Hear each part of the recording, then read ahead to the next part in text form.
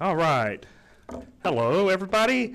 The Harris County Board of School Trustees will hold a public hearing today, January 16th, 2019, at the beginning of the 1 p.m. board meeting at 6300 Irvington Boulevard in the boardroom for the annual financial management report for the fiscal year ending August 31st, 2018. Welcome. Okay. Dr. Mesqua, do you have anything you'd like to say? Yes, I have a presentation, an overview of the annual report. You have a copy of the report itself, and then I have a presentation outlining each of the items that are in the report.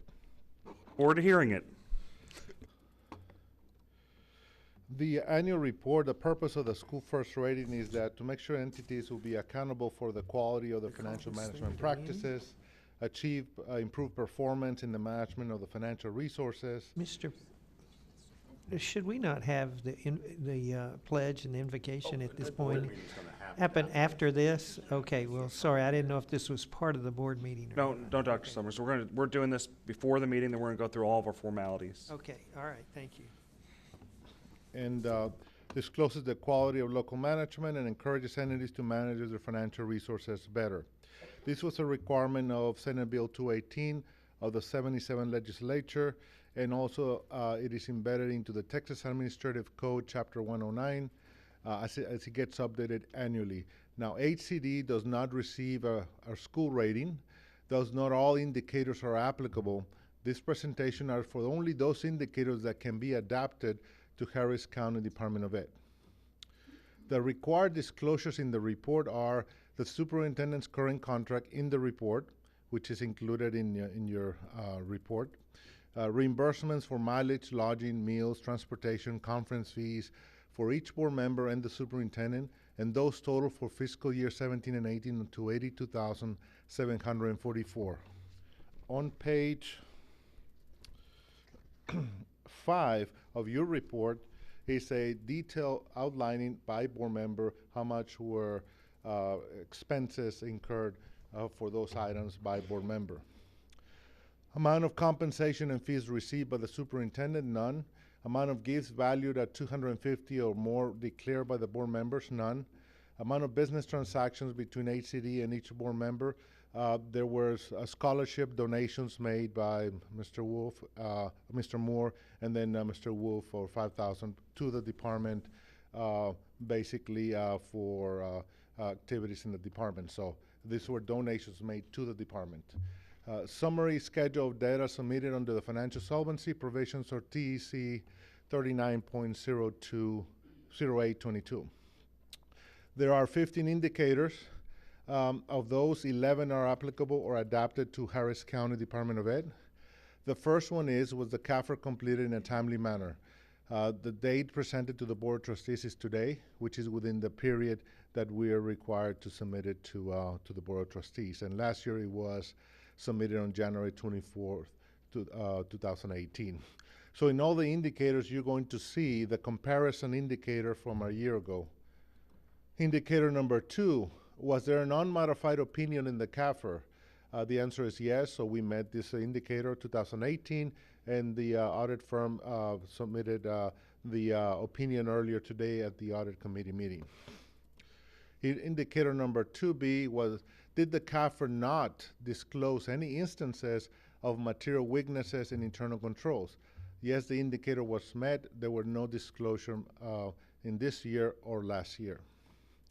Financial indicator number 3, was the department in compliance with its payment terms of all debt agreements at fiscal year end? And the indicator was met, yes. The department was in compliance in all agreements for both years. Financial indicator number 4, did the department make timely payments to the Texas Teacher Retirement System, the Texas Workforce Commission, the Internal Revenue Service, and other governmental agencies? All payments have been made on a timely basis for fiscal year 18 and 17, so the indicator was met. Indicator number 5, was the total unrestricted net assets balance in the statement of net assets greater than 0? Now here's the indicator was met. However, because of the pension it was a negative 20,722,000, and that was the adjustment that was made from the teacher retirement system that we just heard at the audit committee meeting, and so therefore why that one-time adjustment was made retroactively from last year. Indicator number 6 was the number of cash, hand, and current investments in the general fund sufficient to cover operating expenditures excluding facilities, acquisition, and construction. How many days of cash on hand? We had 232 days on hand as of August 31st, and a year ago we had 250 days on hand. Financial indicator number 7 was the measure of current assets and current liabilities ratio for the department sufficient to cover short-term debt. Yes, the ratio is 10%, therefore the indicator was met, same as last year. Indicator number 8 was the ratio of long-term liabilities to total assets for the department sufficient to support long-term solvency. Indicator was met, ratio this year is 51%, last year it was 25%. Indicator number 9, did the department general fund revenues equal or exceed the expenditures excluding facilities, acquisition, and construction? For 18, it was met, revenues over expenditures was 4.2, a year ago it was 3.3.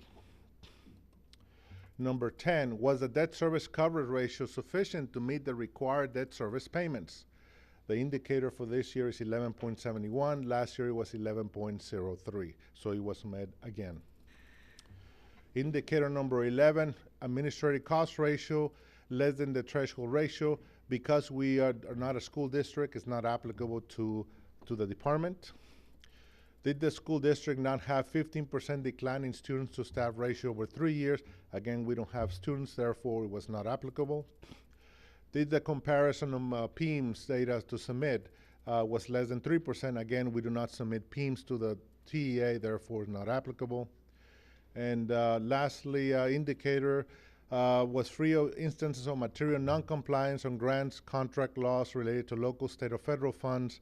Again, they did not identify any instances of non-compliance, so therefore the indicator was met.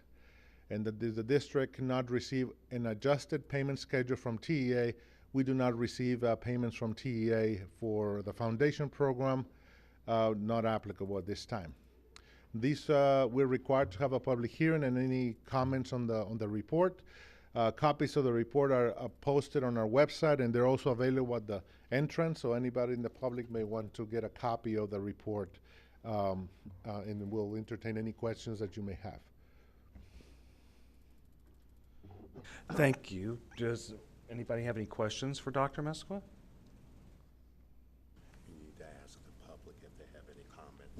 Does the public have any comments, about what Dr. Mesqua has said? Anybody want to make a comment? Having none, seeing nobody indicating they wish to comment, no one from the board wishing to comment, then I guess we're going to move on. Good. Thank you, sir. Is that okay? 108. Okay. So, let's see. We're ending the public hearing at 1:08 p.m. on January 16th for the financial management report. And now, without further ado, the Board of Trustees of Harris County Department of Education is now convened in a board meeting on Wednesday, January 6, 2019, in the boardroom at 6300 Irvington Boulevard, Houston, Texas, at 1:09 p.m. I wish to extend a warm welcome to everyone present and this meeting of the Board of Trustees. As trustees, we are here to set goals, listen to reports from the superintendent, approve budgets, contracts, personnel appointments, and make policy for the district. It is not the role of the board to make day-to-day operational decisions. The management and day-to-day operations of the department are the responsibility of the superintendent. We have policies and procedures in place to resolve concerns and issues. This is a public meeting of the Board of Trustees. It is not a meeting of the public. Prior to this meeting, board members received information related to items on today's agenda. Agenda items will not necessarily be handled in the order listed on the notice. The meeting is open to all who wish to attend and hear the matters discussed. During the course of this meeting, the board may determine that a closed session is necessary. In that event, the board will meet in closed session to consider matters duly posted for this meeting as permitted by Section 551.071 to 551.084, inclusive of the Texas Government Code. I respectfully ask that you please refrain from talking while others are speaking and that cell phones are turned off or in silent mode. I know I've been guilty of that. Thank you for taking time this afternoon to join us and your interest in Harris County Department of Education. Okay, so we're going to start with invocation. Let's start with invocation. We got Jessica Burmia, is that right? Am I saying the right name? Oh, I did good. Jessica, please lead us. Good afternoon, members of the board and HCDE employees. If you could please bow your heads. I'd like to thank you, God, for this day that you've given us. We thank you for the daily guidance and wisdom you provide to our organization. We thank you for the members of the board and our HCDE family. Continue to lead us and protect us daily. Thank you for allowing HCDE to serve our community and our students. Continue to help us grow as an organization and have hearts to serve. Thank you. Amen. Okay. Let's continue with the Pledge of Allegiance to the U.S.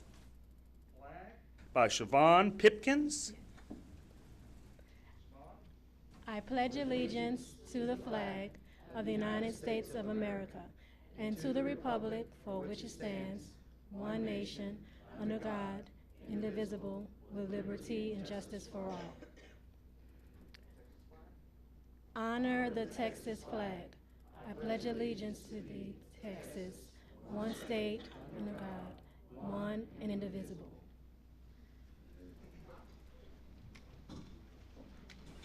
All right, okay. So now we're going to move on to the open forum. Government Code 551.0035 allows public participation pursuant to policy BED local. A citizen who wishes to speak may do so by completing a participation request card available at the board at least 10 minutes prior to the regular board meeting. I do see some people signed up.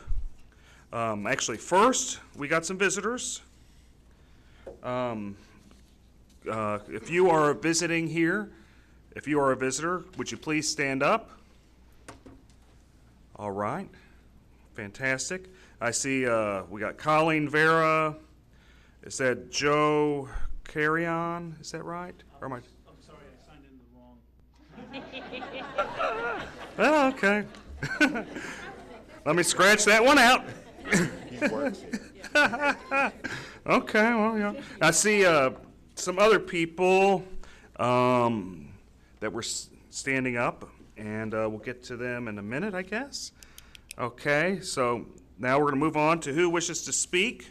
People that wishing to address the board. Colleen Vera, come on up. You're representing yourself.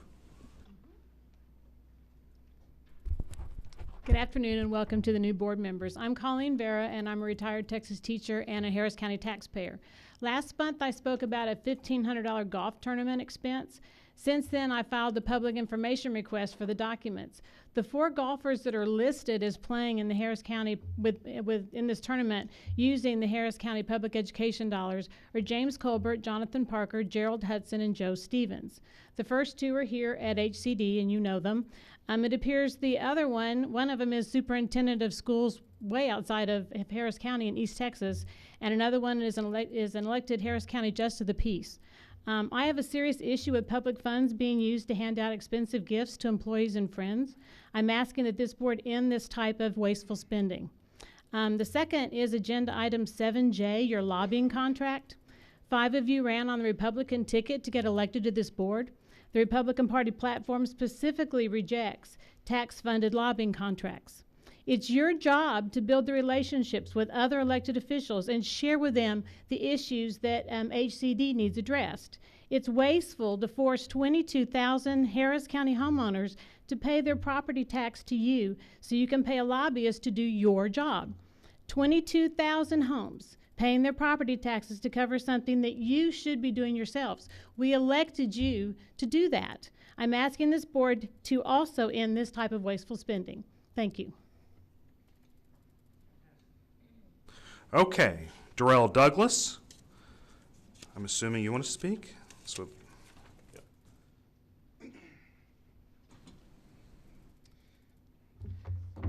Good afternoon. My name is Darrell Douglas, and I'm a Harris County voter, a Harris County resident, and president of the Houston Justice Coalition. The reason why I'm coming to you today, it's my first time addressing you, but it certainly will not be the last. First of all, congratulations to those of you who are newly elected to the board. I understand very soon you will decide who will be board officers for the Harris County Department of Education Board. And the reason why me and several other people are here today is to make sure that you move this board in a direction unlike the direction that it's gone before. Trustee Mike Wolf, in the past, has sort of embarrassed your institution with items like $54,000 to rename a building after his mother, other political stunts like trying to end Head Start, which is very, very important for people that look like me and come from communities like South Park, the one that I grew up in. And with all the political discourse that we have going on at the national and state level, and with everything that's going on in education when it comes to here across the state, and especially here in Houston, Harris County, we really need for this board to be focused on positive outcomes from students and not personal attacks or personal vendettas in order to raise their public profile for either public office or just to get their name in the news. Hopefully this is a board that will team up with the entities that you work with and will spend our money responsibly. Hopefully you'll make decisions not just in your own public interest. Hopefully you'll make decisions not just to push yourself ahead, but thinking collectively as a body. And as you decide on a president, I hope that it's not someone like Trustee Mike Wolf.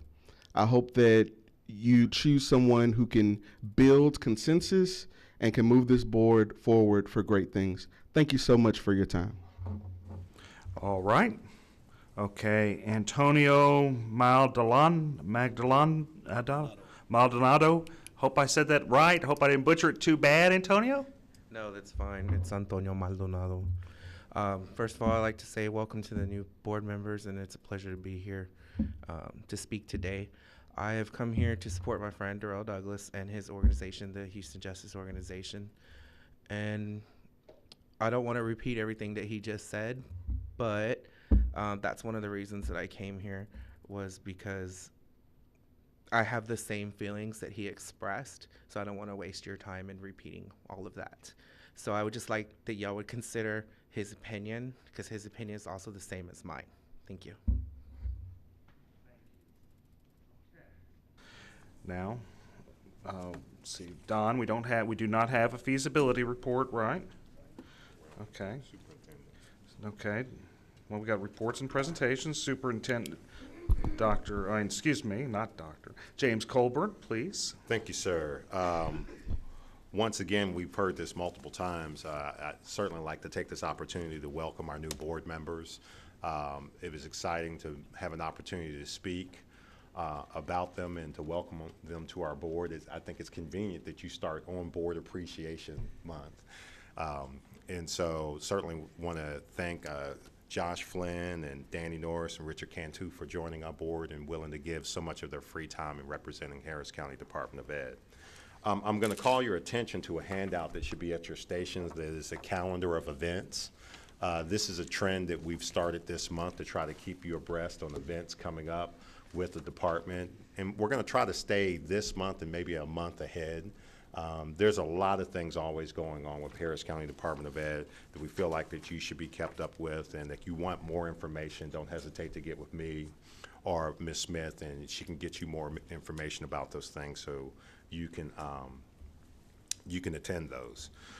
Spinning off into our Board Appreciation Month, one of the things that our staff put together and our communications department put together was a video recognizing and acknowledging our trustees this month, and we have a short video. I think it's short. I really don't know how long it is, but we have a short video. Daniel tells me it's short, where our employees wanted to say something to you.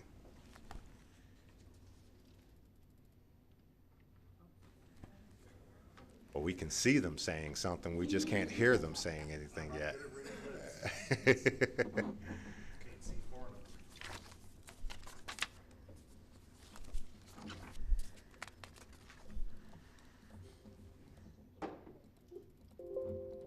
Being at 100 now, so. Hi, I'm Charlotte. I'm Joshua. I'm Javier. We're from facilities. We want to say thank you to the board. Thank you. On behalf of the help desk, we want to say, we appreciate you. My name is Nathaniel Jones. And my name is Earl Stiller. And we just want to say thank you. Hi, we're with the Communications Division here at Harris County Department of Education, and we'd like to say thank you to our board members. Thank you. On behalf of the Human Resources Division, we appreciate all that you do to support the students and staff of HCDE. Thank you. Hi, this is Rosa Maria Torres, Chief Accounting Officer for the Business Services. On behalf of our division, we want to thank you for all the hard work and dedication that you provide to HCDE. Thank you. Thank you for what you do for HCDE. Thank you. Hi, I'm Amy. I'm Andrea. And we just want to say thank you. This is Gayla. I want to introduce you to our Center for Grants Development and tell you how much we appreciate you. And we thank you so much. Thank you. Hi, I'm Benita Peacock, and this is the Head Start team, and we just want to say thank you.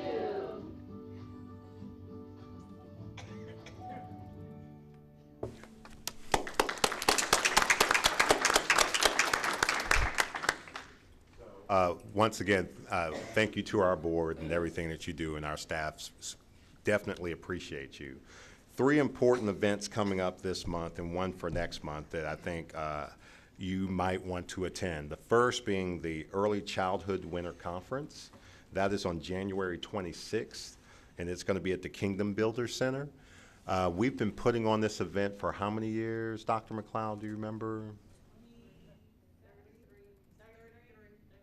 33 years we've been hosting this event, and what it is, we have educators from all over the state of Texas who come down to attend this event and dedicate an entire Saturday to trying to do some form of professional development so they can bring better service to our little ones. This year, I think we're up to close to 1,000 participants. And so it is a well-attended event. It's at the same building that we have our convocation at, and it's something that I look forward to every year. I usually go out there and give the welcoming.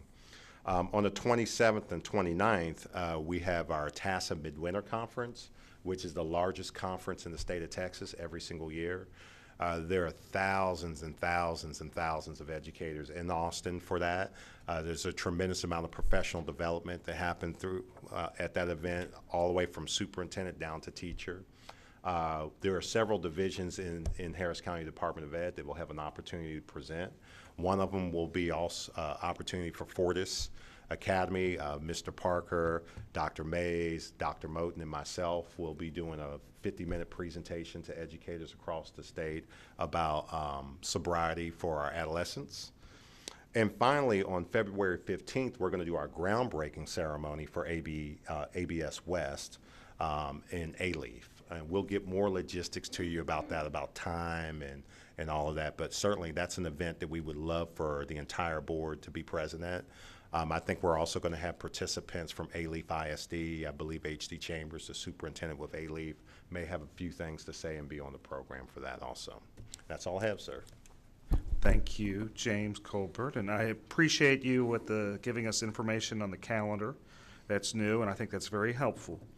Okay, we have an annual update for the Center of Grants Development by Gayla Maynard. Did I say it right? Yeah, that's fine. Yes. Hello, can y'all hear me? Because my voice is kind of light. So let me get this opened up here.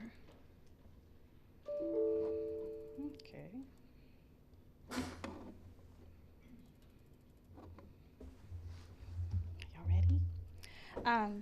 Honorable members of the board and HCD leadership, I wanted to thank you for this opportunity. Thank you for this opportunity to share information about our Center for Grants Development, especially those board members that are new to the organization as well. I will cover these areas from development staff to available resources that we provide the community. If I could please ask the staff to stand. I have here with me Joyce Akins, Crystal Johnson, Dr. Vida L. Avery, Charvon Pipkins Kamaya. She's newly married, so it takes me a while to remember her last name, and Jessica Bermea. I couldn't do this without them, so.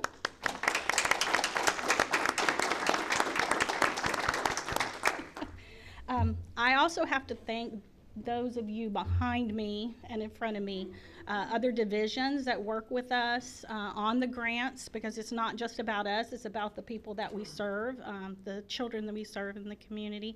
So I have to thank those divisions for their program expertise, their capacity to administer grants, because without that we wouldn't be able to do what we do, which is attempt to acquire funds for the organization to expand programs and implement new initiatives as well. And so what I'm going to be talking to you about is really what we have accomplished this past year and in previous years as well. So this past year alone, should put this in some other place, we joined 8 HCD divisions to submit 92 requests. We continued our solicitation of corporate and private foundations that flow through our Education Foundation of Harris County to our HCD programs. We served over 4,400 people from 900 organizations through customized funding research, posted to public forums, we do proposal reviews and comments, we do workshops and other technical support that we provide the districts. Our clients include those 25 HCD service districts and 45 plus charters. We provide information to them on a regular basis. We also handle HCD donor sponsor reporting, and we acknowledge those that contribute to HCD divisions. And you can see here that this past year we had 353 donors that we were able to acknowledge and supported the initiatives at HCDE. During the last year in collaboration with HCD divisions, we received awards of over $22 million. Since September of 1998, HCD has been awarded over $500 million, $526 million. We were directly involved in more than $374 million of these awards with over $180 million competitive requests. These funds have helped HCD serve 400,000 infants, children, youth, and adults, and those are conservative numbers, in collaboration with the local community. We've been able to develop after-school program, dropout recovery, early childhood intervention, Head Start, and mentoring, district crisis planning, virtual schools. I probably could go on, but other education-related programs. The next 2 slides reflect the distribution for this past year of requests and awards by the division organization. So we range from requests from 1 for our Research and Evaluation Institute to 22 for our Head Start program. And it just depends on the division and the work that we do with them each year. Awards range from 1 for adult education to how many we have for Head Start? 10 for Head Start.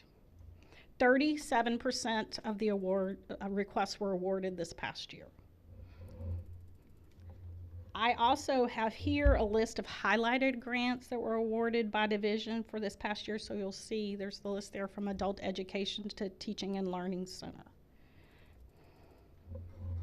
And you have more information in your report as well. It's actually each and every one that was awarded. Here you'll also see donations reported. We received almost $180,000 in kind and cash contributions this past year, and that's an increase of $102,000 from the previous year. But as you will note, the donations, that's why I like to give you kind of a chart that kind of shows how they fluctuate each year. So some years we'll have higher amounts and some years lower. Divisions generate and report these donations themselves to our office. And then we acknowledge those donors and sponsors with a letter signed by Mr. Colburn, and then they're reported to you each month by Dr. Amesqua. We just kind of pull all that together and make sure that our donors are acknowledged.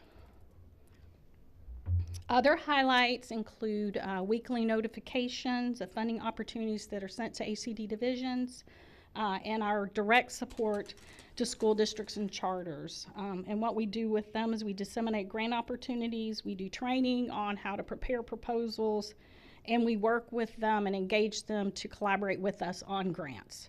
So we work with those 25 districts and we invite them to participate with us on those grants that they can't necessarily submit themselves. We're the eligible applicant. This leads us to some other information about kind of how we support our field and the local community. We not only offer the grant-related sessions, we also participate on local and national committees to be able to further the field. Let's get a couple more. This leads us to the trends and challenges we're encountering. We've witnessed changes in processes within both public and private grant funding, and you see the list here. And we have been able to avoid missed opportunities, encourage and engage others in more collaborative endeavors. We analyze our role on others' grants and influence our eligibility on grants, and we hope to keep continuing to do this. We host meetings with our district grants contacts. As a matter of fact, we have one this Friday scheduled, and community connectors to help influence those conversations and those opportunities. Here's where others can find more information about grant-related resources. It didn't make sense to us to hold all that information to ourselves, so we post that information on public forums, and that's individual grant research. And the one I want to highlight is the Pinterest boards. HCD maintains several Pinterest boards, which you may not be aware of, and we have one called Grant Info, and that's where we share all of that information. So do you have any questions? I thank you for your time. I provided you more information in your packet. There should be a report that you have. Are we good? Yes. Thank you. Thank you. I'm sorry about that. Okay. So do we have an annual report update from Research and Evaluation Institute from Darlene Bro?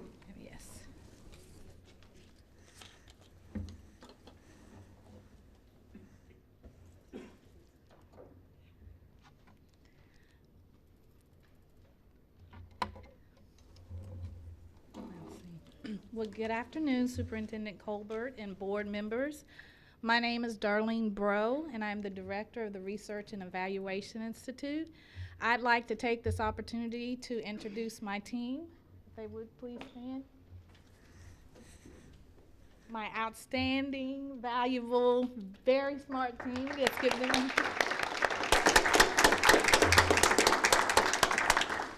Thank you. And since it is Board Appreciation Month, we would like to say thank you for your service. So often I get the question, so what does research and evaluation do? We work with school districts, community organizations, and universities. We compile data from both local, state, and national data sources to provide accurate and timely, relevant information that is easily understandable. Additionally, we conduct program and evaluations and research. One of the things that we also do is we collect survey data from every professional development and training that we do here. And we turn that reporting around within 24 to 48 hours to provide the divisions the information for data-driven decision making. So we have two legs to our division. It's accountability and research. Accountability works with divisions to set annual, yearly accountability goals, and you should have received a book like this. It's 2017-18 year-end summaries. Yes, our accountability department created this, and that outlines each division's, their goals, and their progress toward those goals. Our research work encompasses partnerships, our collaborations, and special projects. Now, with internal accountability, I have 2 research coordinators that are fully dedicated to the Head Start and the CASE divisions, which are grant funded. They are required to submit multiple reports per year to remain in compliance. Additionally, our division produces the triennial Head Start Community Assessment Report that for all 4 grantees. Our research also produces research white papers, briefs, and infographics that are currently available on our website. And here are just a few of our special projects and divisions that we have collaborated with. So we were really excited this year about our inaugural community data share, Restoring School Culture. This is where we shared a year-long worth of work that we did at Bammel Middle School and Spring ISD and their implementation of restorative practice. And the training was actually done through our own Center for Safe and Secure Schools. The day ended with a panel, and the panel was actually moderated by a 3-time Emmy Award-winning ABC News anchor, Chauncey Glover. We were also very excited that there were over 80 attendees present. And from this one project, we have gained local, state, and national recognition from the Texas Tribune, the Governor, and ABC 2020 News. Our presentations also include the state of dyslexia to Commissioner Mike Morath, and I was also on Great Day Houston with Henry Winkler, the Fonz. Oh, wow. And so our hard work pays off. We have received a 98% client satisfaction rating. And I will end with our challenges.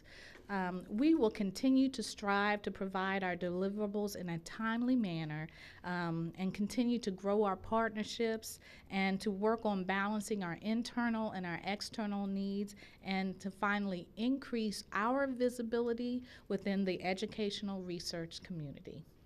Thank you. Thank you. All right. Good.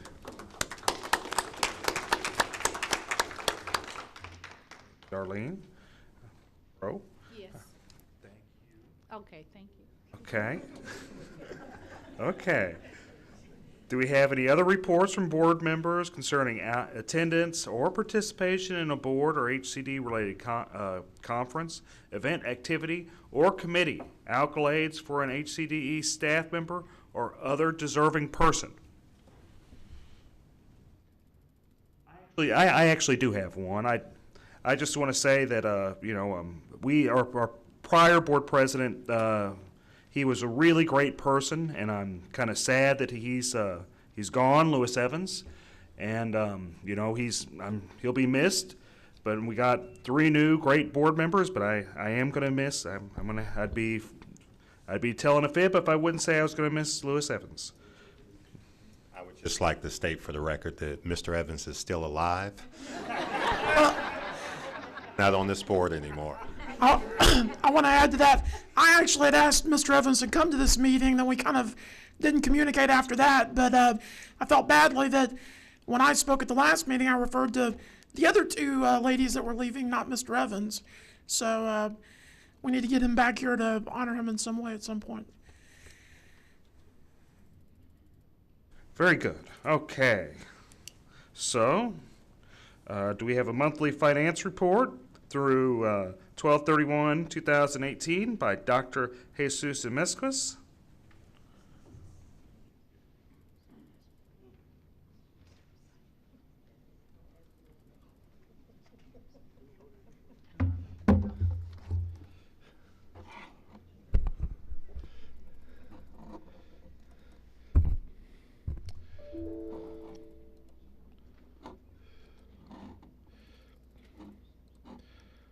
The first report are financial highlights. As of December 31st, 2018, all our reports are posted on our website. We'll also have a budget amendment report. Our balance sheet as of December 31st, we have total assets of $33,807,265, liabilities of $1,691,067, equity of $33 million, and including appropriations of $33,807,265. Our fund balance activity for December 31st, 2018, again, this is unaudited. Later on in the presentation, you will see the actual fund balance as audited by the external auditors. We have non-expendable, restricted, committed, assigned, and unassigned fund balance of totaling of $27,910,197.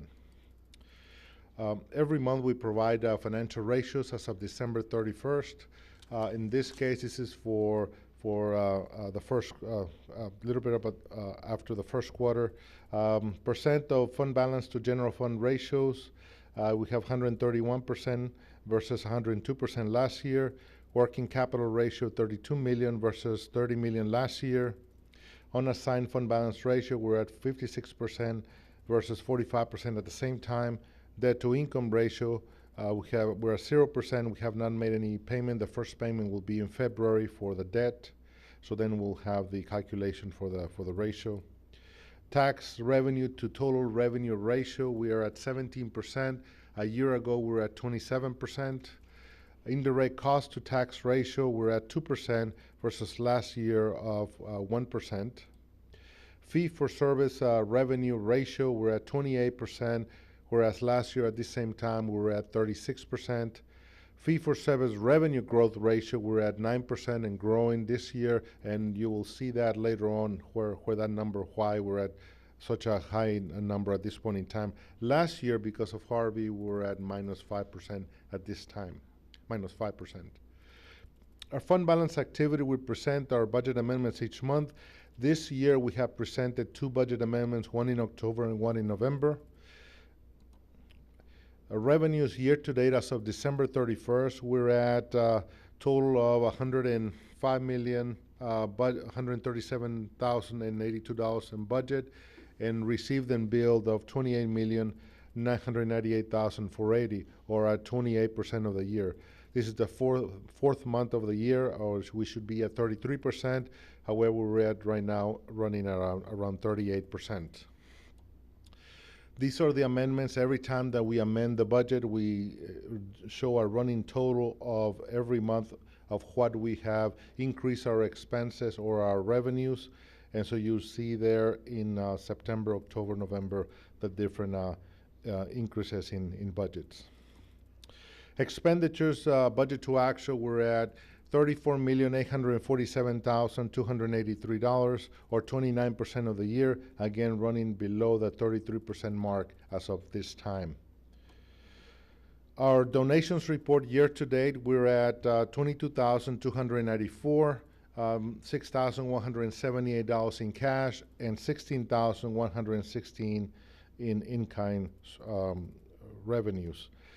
Most of the donations came in for Head Start and early childhood on the different centers. When we prepared the submission of the budget, we estimated the values to be at $451 billion. So far, $447 billion have been certified as of December. There's still $3.5 billion left to be certified between now and the end of the year. Our year-to-date tax collections as of December, in the fourth month of the year, we have, $4,404,565. Year-to-date, we have $4,955,801.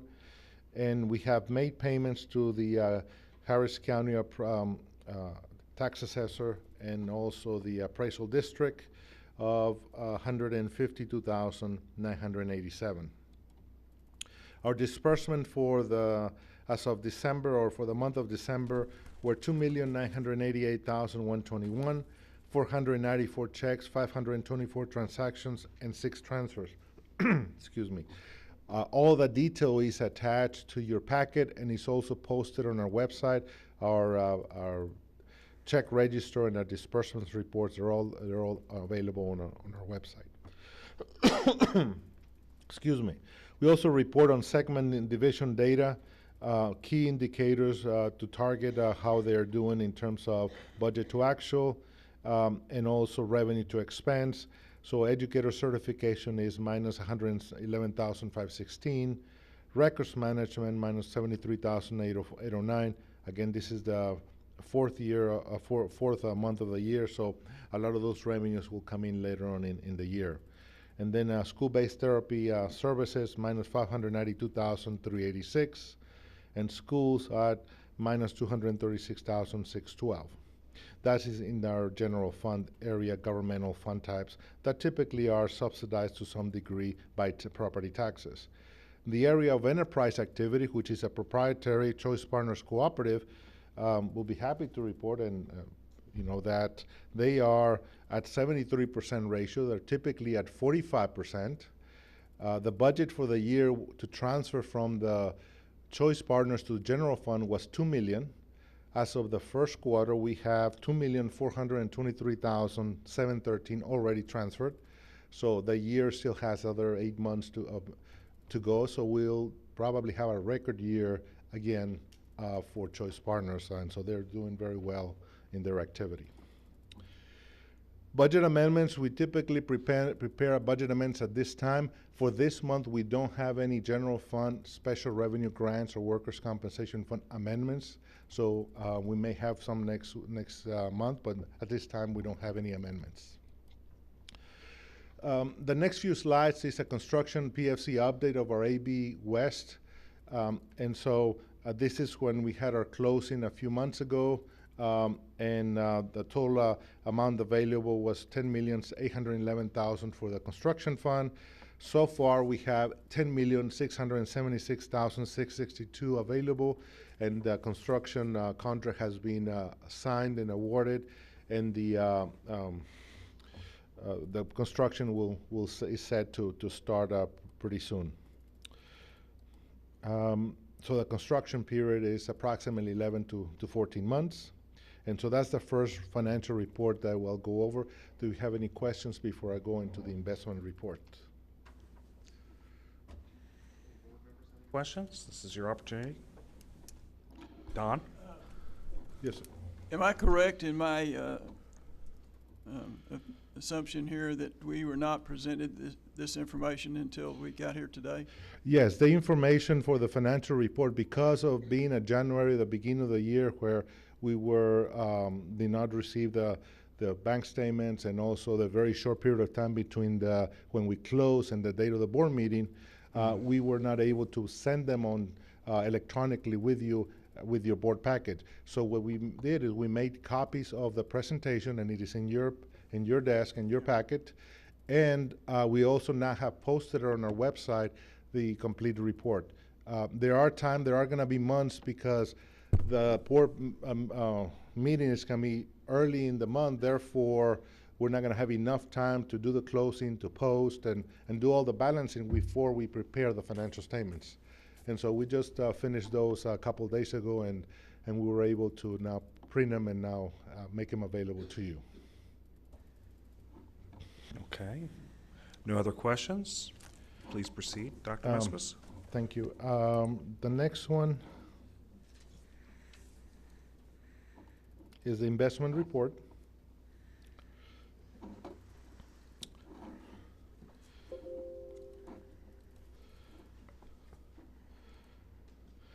Our investments are governed by the Government Code Section 22256 of Public Funds Investment Act. And we received the certification of our investment policy by the Government Treasurers Association of Texas. Our portfolio as of December 31st is $40,100,514, of which the Public Facility Corporation is $10,676,662.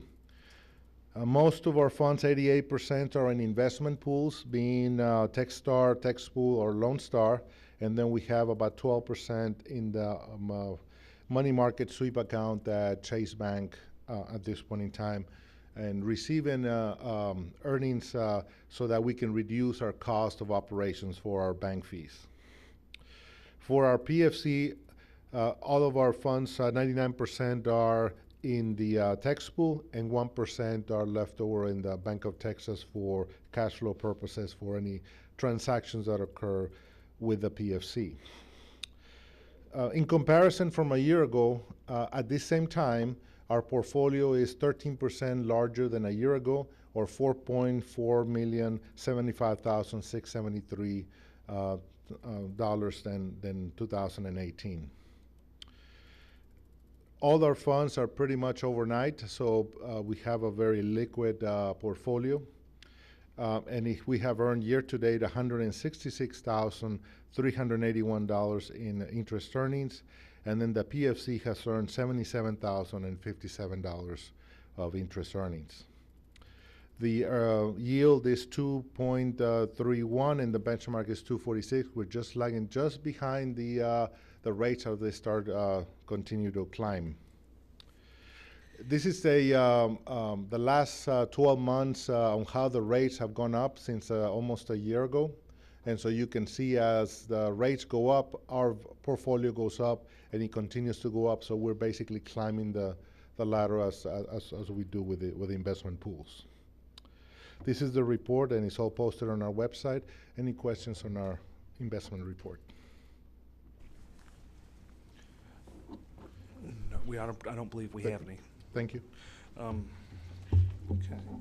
So we got a presentation to the board of the Meritorious Budget Award to HCDE for excellence in the preparation and issuance of its budget for the fiscal year 2019 by you, Dr. Mesqua. Yes, we have the award from the Association of School Business Officials. This is the 10th year in a row that we received this award. Our budget report that we prepared and gets adopted by the board gets submitted to a panel of reviewers that review it for compliance and for presentation dealing with GASB standards and budgeting standards. So this is the 10th year that we receive it, and we're very proud of that. Our division managers and the entire staff that work on this report.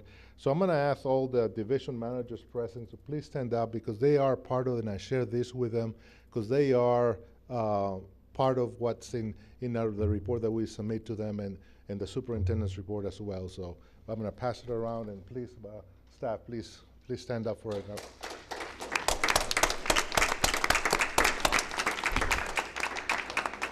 Mr. Mesqua, I got a couple questions for you real quick as you pass that around.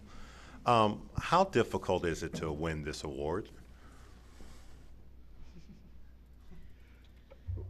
Well, there are 1,000 districts in the state. There's 1,036 districts in the state, and the last time I checked, there were only about a couple of hundred that received the award.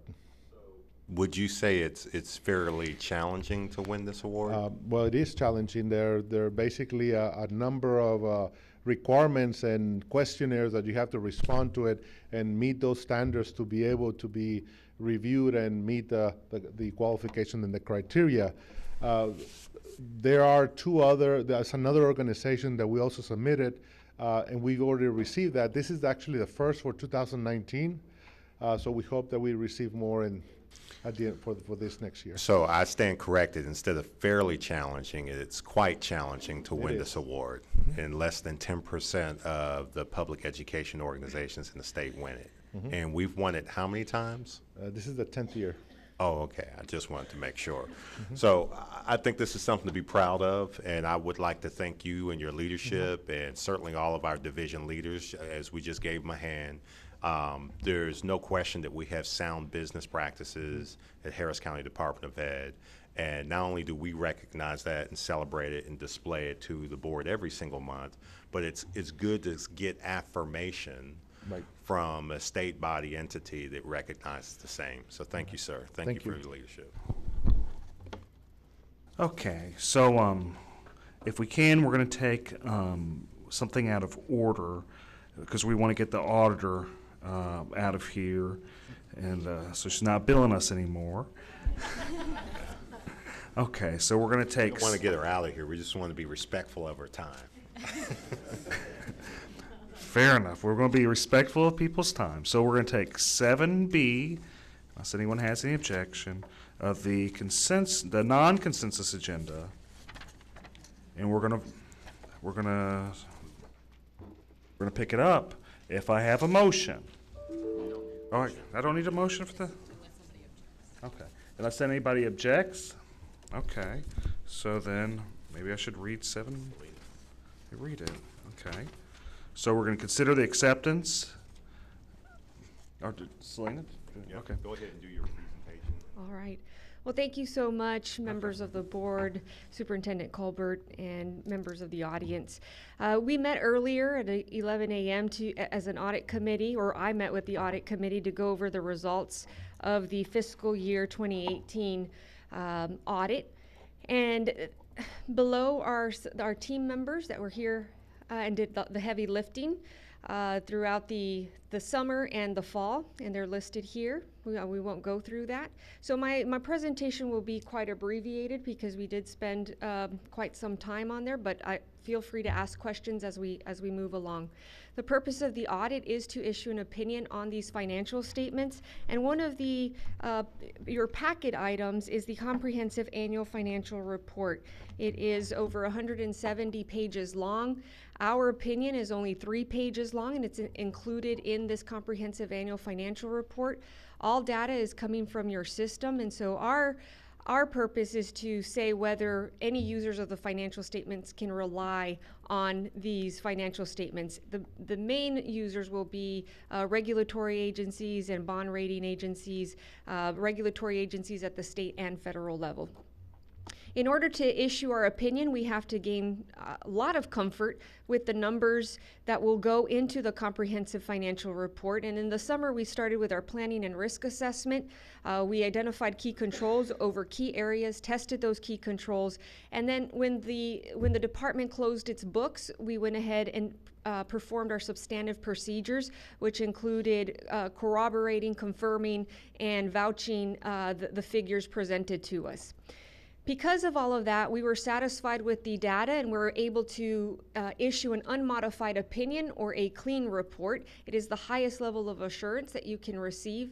In addition, because we did identify those key controls not only over the financial statements, but also over your federal awards that I'll go over in the next slide, we have no findings over internal controls or non-compliance. Hold on, I have a question real quick.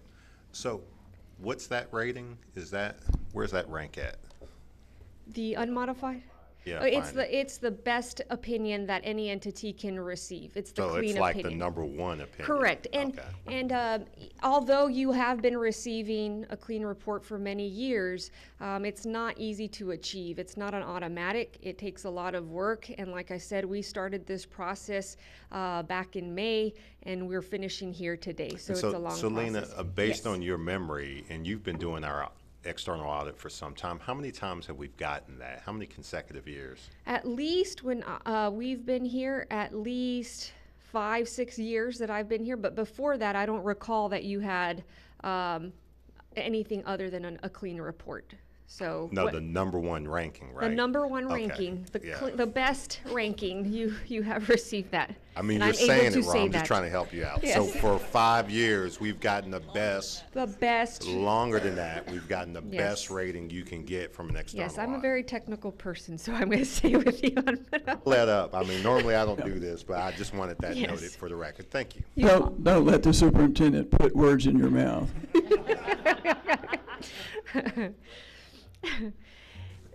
You've also received a top score or clean report for your major federal programs. So every year we do a risk assessment and we select different federal programs for testing. This year we selected Head Start as well as 21st Century. Again, you've earned an unmodified opinion, no internal control findings or major federal or non-compliance. And just so that the audience knows as well, all of this goes to the federal government through the data collection form, and which is housed at the Federal Audit Clearinghouse. So all of this is filtered up to them as well for review. All right, okay. All right. Well, Oh, I can go through. please, Yes, please. okay. I'm just going to hit the general fund highlights. I know that Dr. Mesqua talked a little bit about the numbers.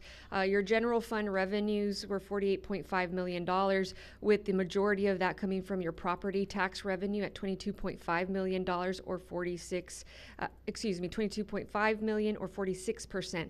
Last year's revenue was $46.4 million, so you saw an increase in revenue, and that's attributable to values that increased the tax levy and therefore collections.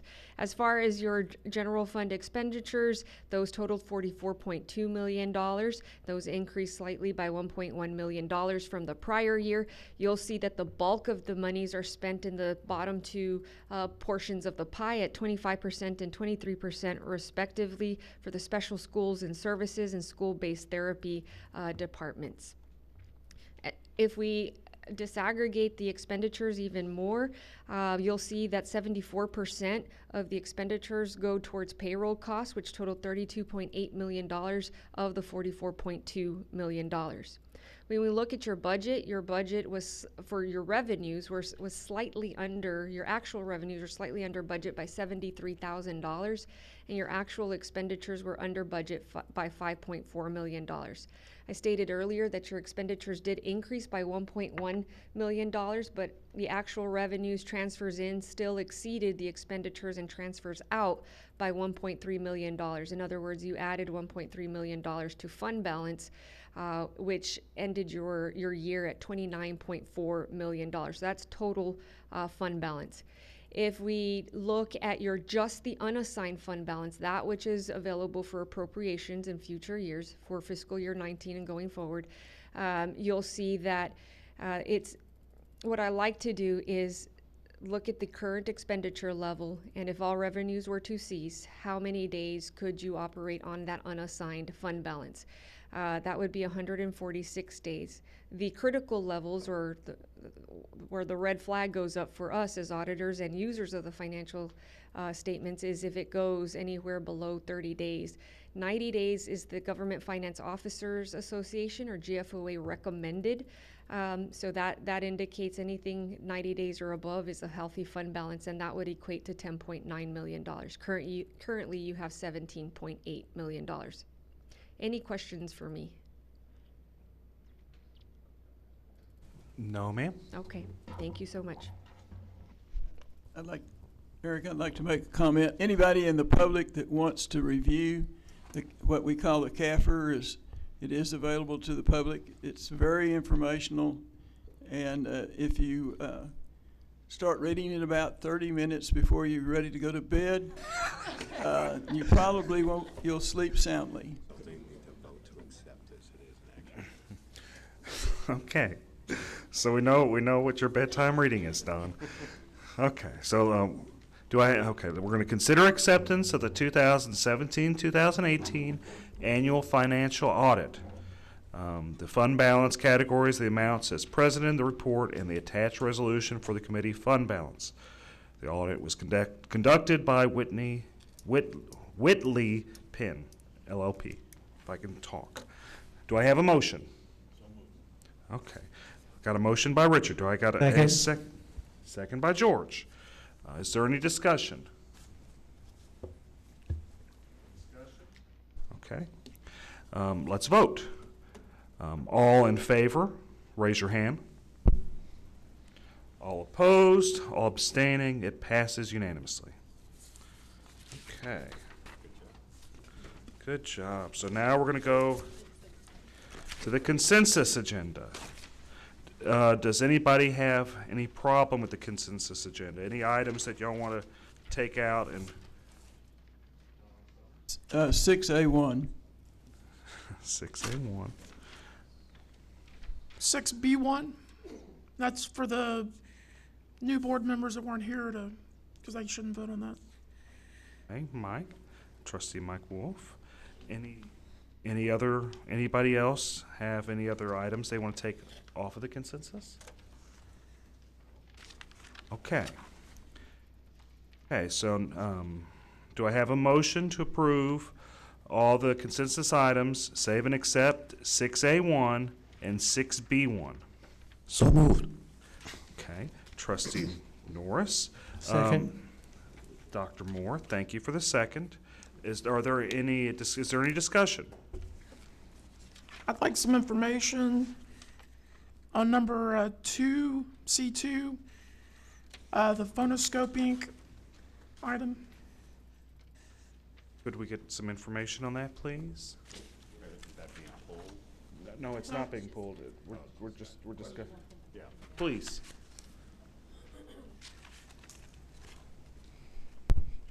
Yes, hi there. That is basically just a contract renewal. It started in 2015.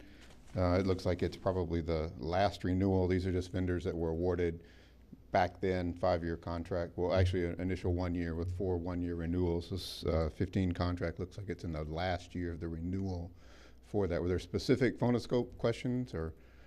What happens after that next year? We will probably, a lot of these folks, some of them would have already been issued other contracts, or if there are specific products or services that they provide that hasn't been captured on another technology contract, we may go out for another technology contract and offer them the opportunity to respond to another RFP. Is that sufficient, or anything else? Question? Any trustee have any other questions? You can sit down, please. Thank you very much. Is there any other discussion? I'm hearing no other discussion.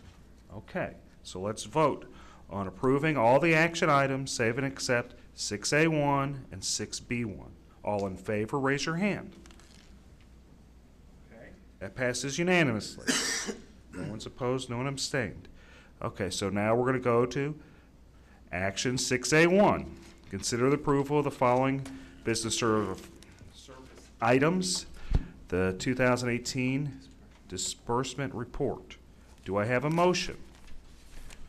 So moved. Thank you, Dr. Moore. Do I have a second? Second.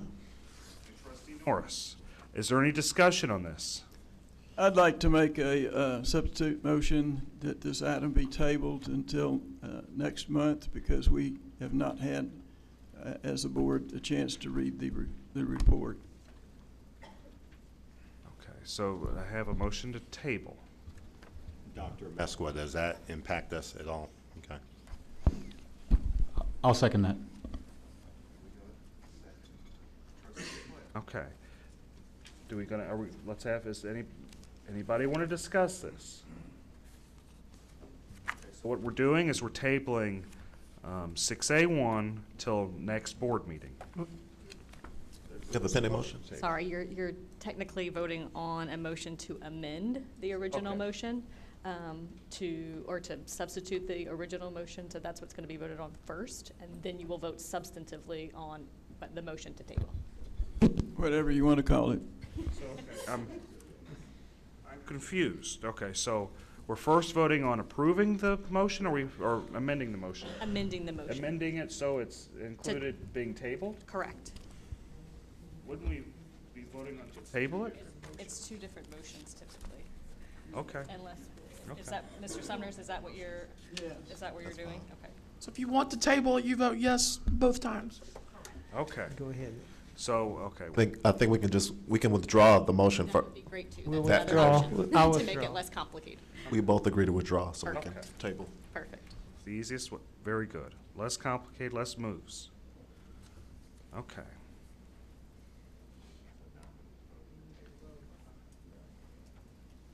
Okay, we had a motion, we had a second to table it, right? Okay. Discussion, having gone through the discussion, all in favor of tabling it to next board meeting? Okay, passes unanimously.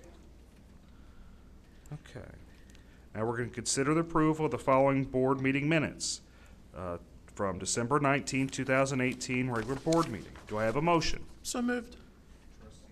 Thank you for the motion. Do I have a second? Trustee Wolf, excuse me. Do I have a second? Second. Thank you, Dr. Moore. Okay. Are there any discussion? Well, I think, like I said earlier, since the 3 new board members were not board members in December, that's the reason I put this to now, so they could abstain. Yeah. Be that the 3 new board members abstain. Okay. So is there any other discussion? Having concluded the discussion, let's vote on this. All in favor, raise your hand. All opposed, all abstaining. Passes 4, 3 abstentions. Okay. Moving right along, we're going to the non-consensus. Consider the approval of the fiscal year 2018 to 2019 investment resolution for the annual review of HCDE's investment policy, broker deals, and investment trainers in accordance with the Public Funds Investment Act. Do I have a motion? So moved.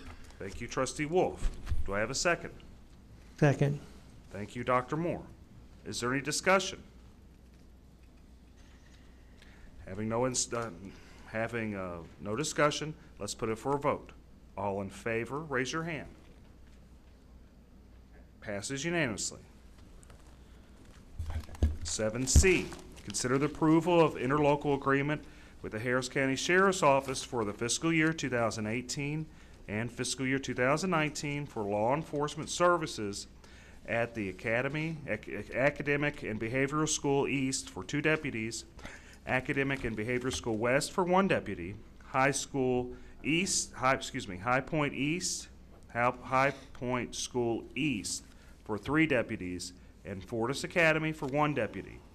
$69,165 per deputy from March 1st, 2019 through February 28th, 2020, and the amount not to exceed $484,155. Do I have a motion?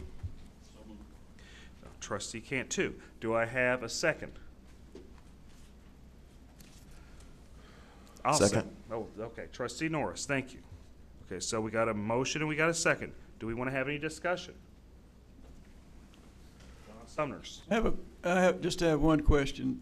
Do these contracts have a termination provision? Yes, they do. Is it 30 days or something? Yes. Yes, they do. It's 30 days. Thanks. And I want to ask the obvious, we did budget for this, did we not? Yeah. Yes, we did. Yeah. I've got a question. When did we budget for this? Was that the original budget or was that an amendment or? Original. Okay. Are there any other questions? One question. Please. Under whose management is this contract? Is it in your division, Mr. Parker? Yes. Yes, it's under the schools division. Okay, is there any other discussion? No more. Let's put up for a vote. All in favor, raise your hand. Okay, passes unanimously. Okay.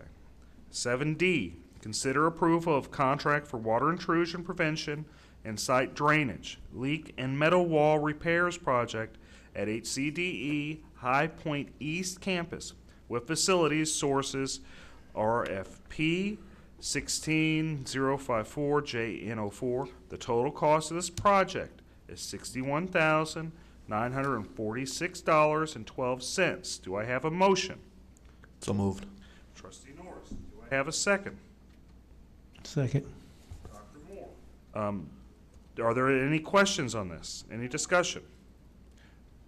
Trustee Sumners. Can someone give us a brief description of what this project entails and what the problem was? Good afternoon. I'm Joe Carrion, Construction Director.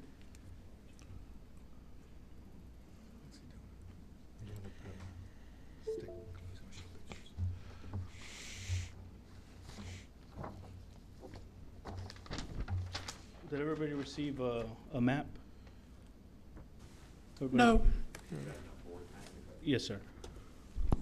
And if you don't have a map, I've got it. That's all right.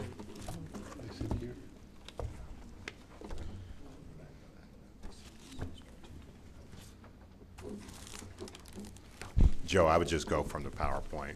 I don't think it's in our backup or in our board book. Okay.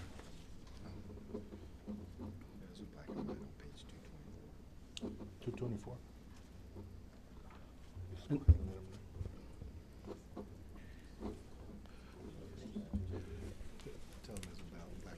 There's a black and It's white page copy. 224 in your board book.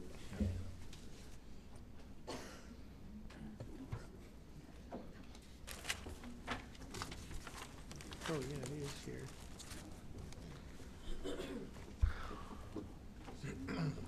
So starting with number one, we're doing a gutter repair on the middle school gym, and it's a school and a gym combined. We're doing downspout and gutter repairs there. Number two, we're doing glazing leak repair. This has been an ongoing issue in the principal's office here in this location. On number three, we're doing an interior wall repair in the middle school again. There's an issue here in this corner where the grading is sloped towards the building. So what we're doing is we're re-sloping that away from the building. You can see these little arrows will point in the direction that we're going to grade. This is an underground pipe that we're going to clean out. And here's an existing ditch that we're going to re-slope. So there's some drainage issues on this site. The metal wall repair is along this area where maybe the bottom couple of inches have some rust damage. So we're going to repair that just along this wall. And this is the high school gym. This is the newer high school here in this area. And so basically we're just going to re-slope, regrade, clean all this out so that it drains here. Is that sufficient? Very good. I didn't see that drawing, but I think it's exactly what we needed. Thank you, sir. Is there any more discussion? Okay, let's put it for a vote. Favor, raise your hand. It passes unanimously. Okay, so 7E, let's consider the approval of a contract for installation of new date cables. Okay, data. Well, so I was thinking it might be data, but I'll just reading. Okay, new data cables project at the new Baytown Head Start with facilities sources. RFP number 16054JN04. This project will be funded with federal funds, and the total cost is $69,992.67. Do I have a motion? Trustee Cantu, thank you. Do I have a second? Second. Thank you, Trustee Norris. Do we have any discussion? Okay, having no discussion, let's move it for a vote. All in favor, raise your hand. Passes unanimously. Consider and possible vote on the removal and appointment of HCDE public.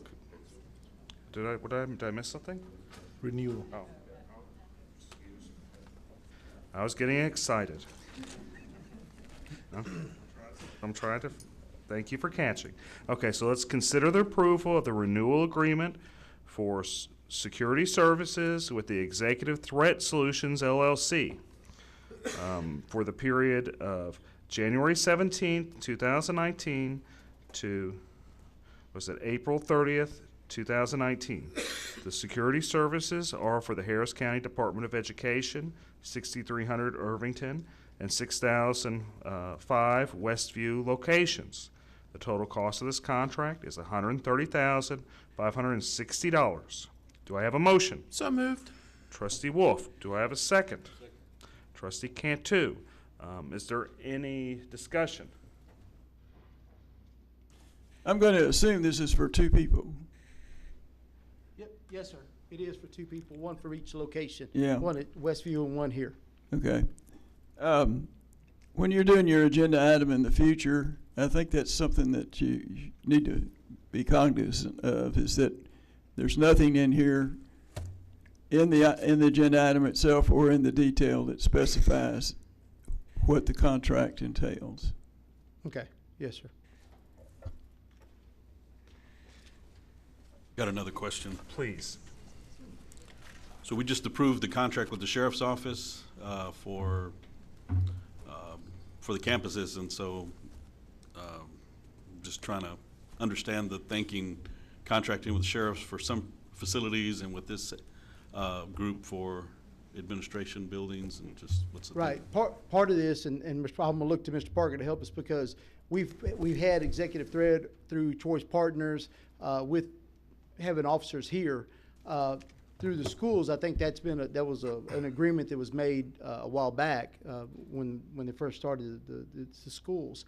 So right now, currently, we're extending the contract through April, but at this time, we're gonna be reevaluating that process in the future. I'll say this, Mr. Cantu. Typically, through executive threat, those officers are performing duties as their secondary job. And so we wanted at the campuses, we wanted officers where their primary job was to be at the campus, and that's why we went with the sheriffs.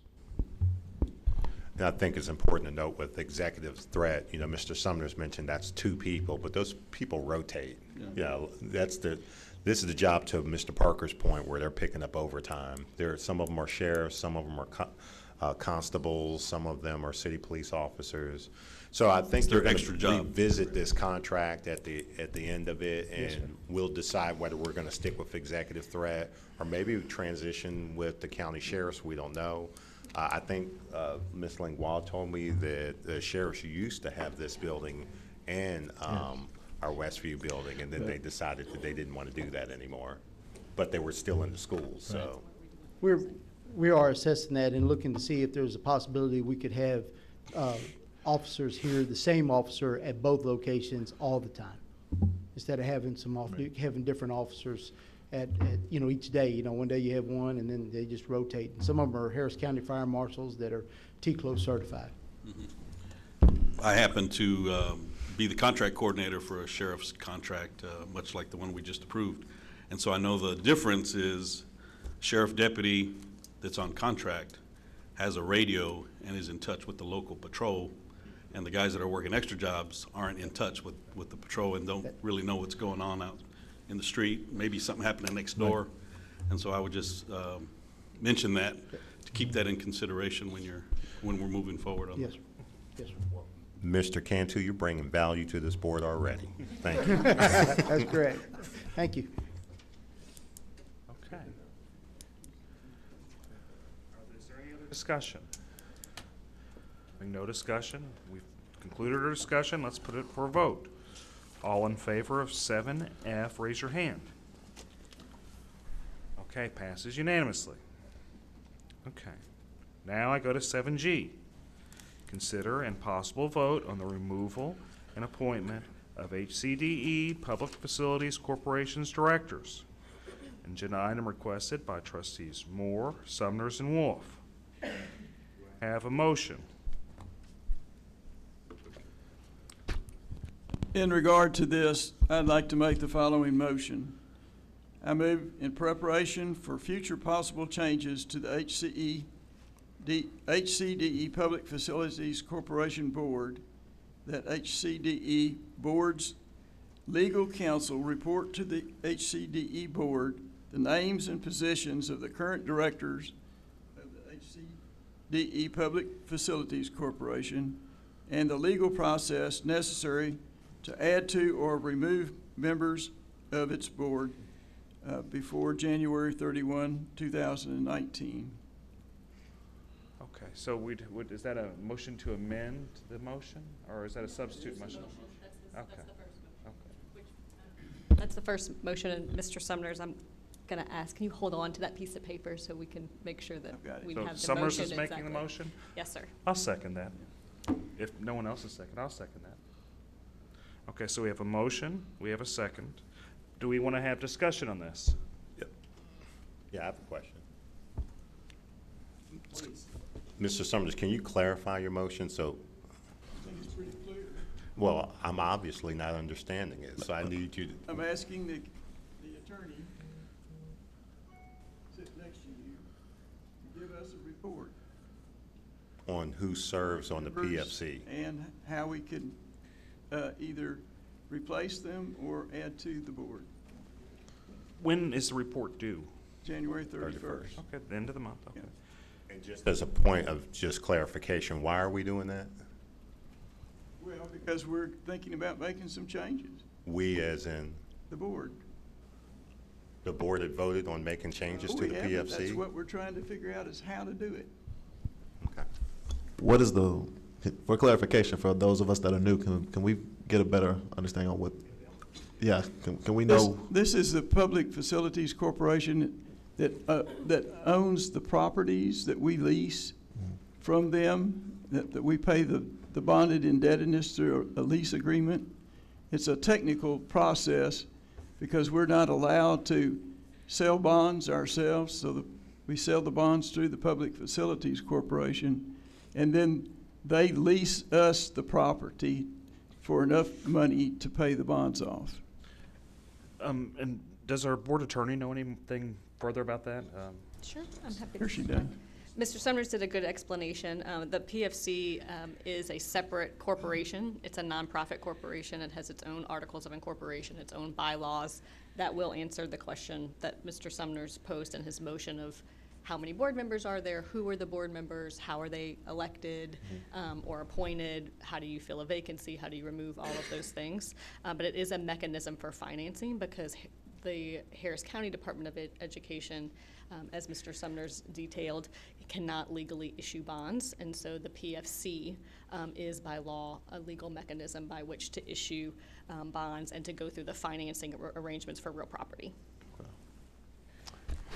As a point, I'd like to ask the attorney if that's, could you get that together by the 31st?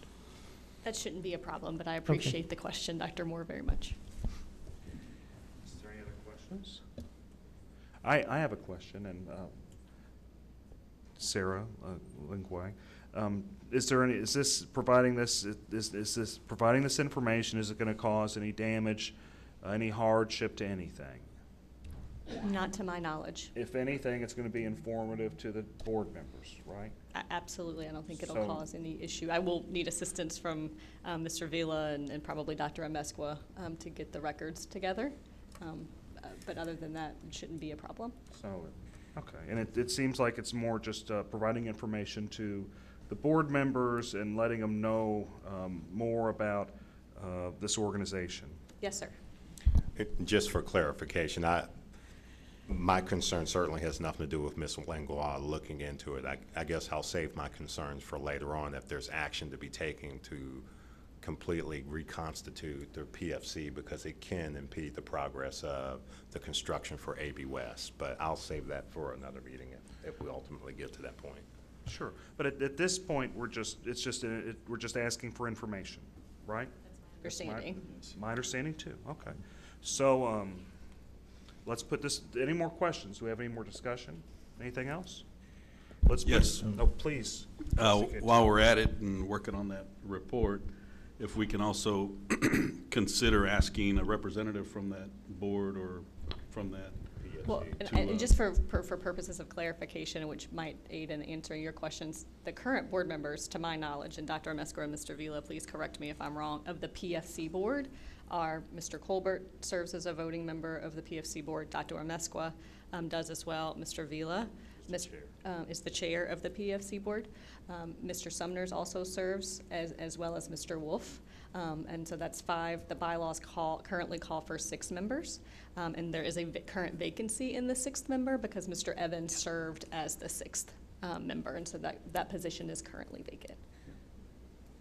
Okay, well. So in other words, you have many representatives present for yeah, that never board. mind. I was concerned that there wasn't any board communication. Thank you. Well, and one thing that we'll need to do moving forward, and we're probably going to be voting, we're going to be voting on president, vice president here soon, but because we have 3 new board members, whoever becomes the president, the first order of business needs to be reassigning these subcommittees. We have an audit subcommittee, we have a PFC, we have a policy subcommittee, and at least one of those 3 board members who are no longer with us serve on those subcommittees. So we have a vacancy on every committee right now, and that probably needs to get done this week.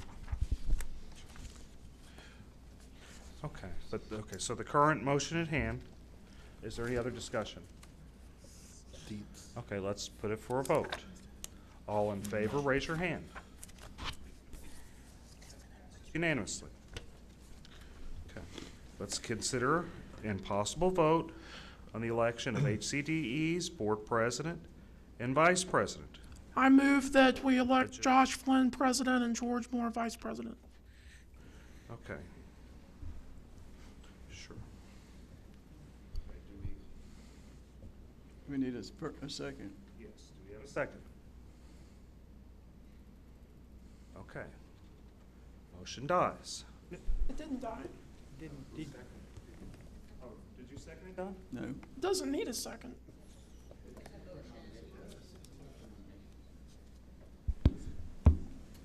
What do we need? Do we need a second? In the past, and as well as other boards as well, it's because these are elected positions and require a vote of the board, that typically how it is done is to make a motion and to second and then to vote. But Robert's Rules does not call for a second for these type of nominations, is that correct? That is not how it's been handled in the past at this board in terms of nominations, and What Robert's about Robert's rules. Rules? I'm sorry? What about Robert's Rules? So this board has chosen to Use not Robert's Rules.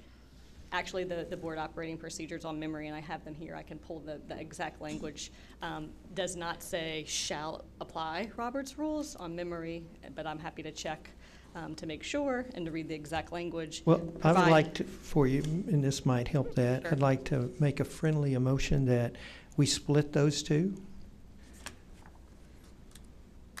Second. All right. Do you, Vote them separate. do you I agree? accept that. Okay, Split so a what, friendly amendment. That they're not voted on together. And, to separate them. Give me 1 second. So my motion as it stands is to elect Josh Flynn as board president. And now you need a second, and I'll second that. Do we have any discussion? Is there any discussion? Yes. For members of the board that are not aware of this, and I wasn't aware of this until recently, there is a mandatory election under state law for the board president and/or vice president, if there is one, coming up in May. It must be on the agenda. So what we're really doing is electing somebody that will serve through that election. And that will be another board election in May. So this is really an interim appointment to replace someone that's no longer on the board. So you're saying basically, typically the board rolls over in May every year? Oh, the board, By statute, we elect our leadership in May. This is Typically one the of the board differences. Okay. Yeah, this is one of the differences between ISDs and HCDE, is that the Chapter 17, which governs HCDE, specifically says that the board organizes by electing a president and may elect a vice president in May at the regular board meeting in May, and then your local policy, BDAA local, provides that HCDE elects a president and a vice president. But again, in that statutory scheme of being in May, but there's an Attorney General decision directly on point that says the board, of course, is free to organize at other times. Just because the statute dictates one certain time does not eliminate the possibility of having the board reorganize at other times. And today would be proper since there is a vacancy in the president position. I'd like to call the question.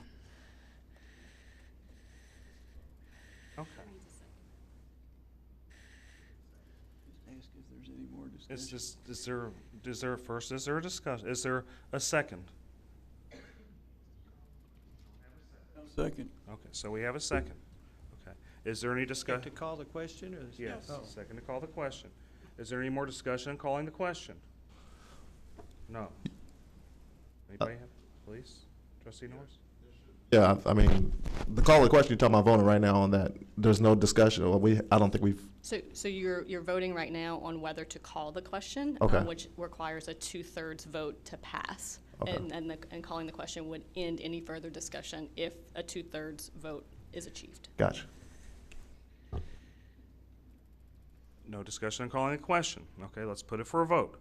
All in favor of calling the question, raise your hand.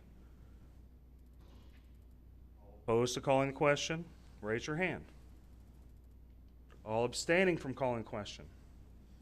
Okay, so that was a 241. Okay. Fails. Yes. Okay. All in favor? Oh, excuse me. So is there any other discussion? So the motion on the table is. Motion on the table is Josh Flynn for president. Is there any discussion? Any other discussion? Trustee Norris? So we need to fill the position for president right now. Again, and then in May, we're gonna have to, by statute, we will have to make sure that we Have another vote in May. have another vote in May. At a minimum, it does need to appear on the agenda in May. Mhm. And if the board decides you don't want to take action, or if you want to change, or it's up to the board, whatever you would like to do. But it will need to be on the agenda for the May meeting. Sure. So I have discussion. I just note that, it's a time-consuming it's a time-consuming project being board president. If a trustee that just got elected wanted to be board president, it might be wise to be vice president for a little bit, maybe until May before they become president. But that's just my humble advice, being vice president. Okay. Fair enough. So is there any more discussion? Yeah. So I'll ask Mr. Josh, do you feel like you have time to do this and to be as thorough as you have been? I am prepared for the job. Thank you. And, okay. Okay. So all in favor, raise your hand. Okay. All opposed, raise your hand. All abstaining. Motion passes 4-3. I'd like to nominate George Moore for vice president.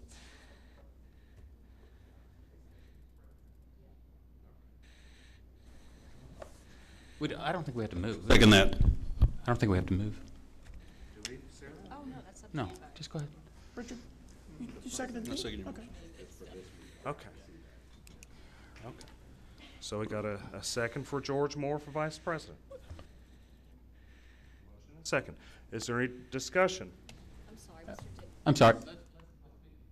Let's be clear. I would like to just defer the duties of this meeting to Eric without objection for the rest of this meeting, and then my duties begin after the end of this meeting. If there's no objection to that, that's perfectly fine. And Mr. Dick, would you mind repeating the motion, who made the motion in the second? I lost that, sorry. There's a motion for George Moore to become vice president. And it was a second by Don Sumners, or a second by Richard Cantu. Yep. Okay. Sure. Is there any discussion? Okay. No discussion. Okay. All in favor of George Moore being vice president, raise your hand. All opposed? All abstaining? Motion passes. 6 in favor, 1 abstention. Okay. Okay. Consider and possible vote on establishing setting specific goals for Superintendent Colburn for calendar year 2019 and or for the first 6 months of 2019. Agenda item requested by Trustee Moore, Sumners, and Wolf. Do I have a motion? Yes, Trustee Sumners. Okay, we got a motion. Do we have a second? and I do have this in writing. I move the Harris County Department of Education Board of Trustees establish a committee consisting of the entire board to meet, discuss, and determine specific goals for Superintendent Colbert for calendar year 2019 and/or the first 6 months of 2019. To accomplish this action, the board appoints Trustee Sumners to coordinate the committee's actions by receiving, compiling, and organizing specific trustee goals, suggestions for discussion and possible board action thereon, and to call and preside over posted meetings of the committee to be held in public session whenever possible. I second that. Okay. So we got a motion, we got a second. Is there any discussion?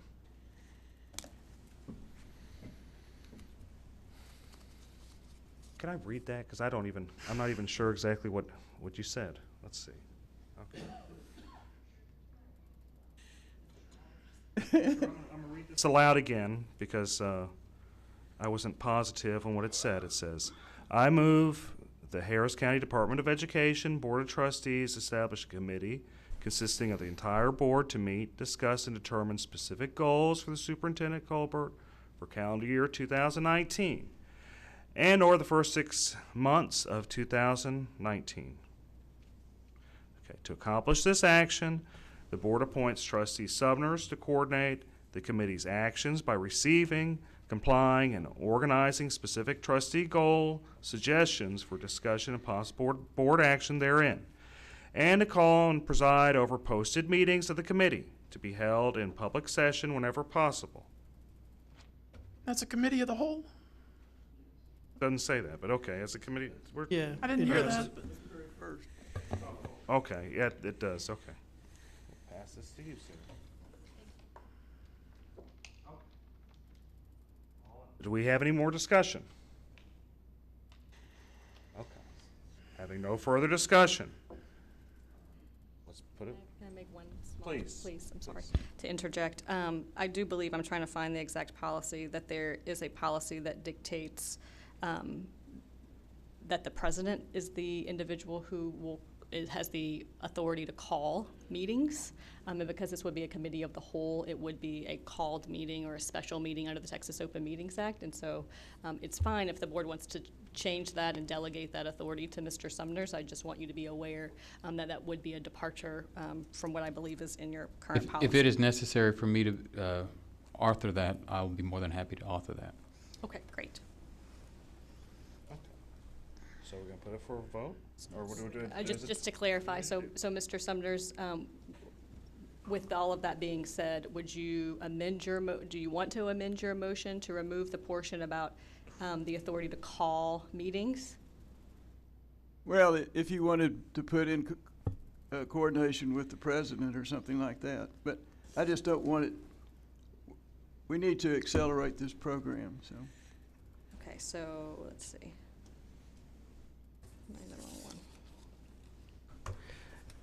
So the portion that says, and to call and preside over posted meetings of the committee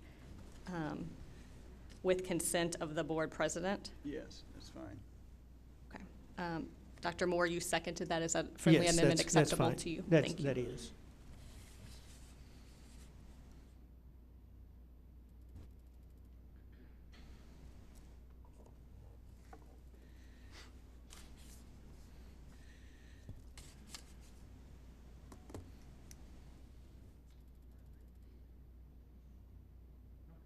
So is there any more discussion? So let's put it for vote. All in favor, raise your hand. All opposed, all abstained, passes unanimously. Okay. Consider and possible vote to cancel HCDE's contract or contracts with Hillco Partners. Agenda item requested by Trustee Moore, Sumners, and Wolf. So moved. Okay, so I have a motion. I have a motion by Trustee Wolf. Do I have a second? I'll second that motion. Okay, a second by Trustee Flynn. Is there any discussion? Please, James Colbert. My first question is, I was wondering why we were doing this. Why is this action item on here? And what's the, other than the intent on canceling the contract, why are we canceling the contract? We don't need the contract, and using taxpayer money for lobbyists is against the Republican Party platform of Texas. Besides the fact that it's just wrong. Okay. I was going to say, I don't think it's necessarily a Republican thing. It's just the fact that we're spending money for a lobbyist with taxpayer dollars to lobby against the taxpayer. Yeah. Actually, the Houston Chronicle has had some stories about this problem. Why do lobbyists exist? If they're, I mean, but the government's not supposed to hire them. So my concern is we're going into the 86th legislative session. In my 4 years of being here as the superintendent, this is my third legislative session that I will be going into. And we've had probably no less than probably 10 or 12 bills since I've been here to either compromise or to completely dismantle the entire department. And so what the lobbyists have done is helped us with representation at the state level, both to the Senate and to the House, to help provide support, access, defense, representation, even strategy on how we can best represent the department at a state level during the legislative session. Without lobbyists, which there are a number of lobbyists, it makes it extremely difficult for us to defend Harris County Department of Ed. It makes it difficult for myself to be in Austin as often as I will need to be in Austin. And it certainly compromises the existence of this department. Trustee Norris? So, there we go. Does any other school district, well, I guess, first of all, we are unique as a school district because we are the only county school district in the state, correct? Is there any other school district that, are we unique in that are we unique in the fact that we're the only ones that get lobby support as a school district? No, there are other school districts that have lobbyists. And there's other governmental entities also that have lobbyists. Commenting. Actually, we spend an exorbitant amount of money on lobbyists in comparison to other comparable governments. And as of this moment, there has not been any bills filed or any mention of any bills to be filed affecting the department. It's been my perspective, and I've said this publicly before, that when there stops being bills filed against the department, I will stop advocating that we have lobbyists. That's the only reason why I've advocated and suggested that we need them, is because it is a mismatch. I am an educator, I'm not a politician, and that's not my skill set or forte. I'm always delighted and happy to speak on behalf of the department, any place, anywhere, anytime. But that is a whole chess game that's not in my skill set. That's why I've requested the help. When there stop being bills, I will absolutely stop requesting lobbyists. But at this point, just because there's no bills filed at this time does not mean that there will not be bills. Last legislative session, it didn't happen until later in the session. And before we knew it, there were like 6 or 7 bills out there. And we needed to respond to that. I testified twice last session. I move to call the question. So we have a motion to call the question. Okay, we have a second. Is there any discussion in calling the question? No discussion. Let's put it for a vote. All in favor of calling the question, raise your hand. Okay. 4. All opposed to calling the question?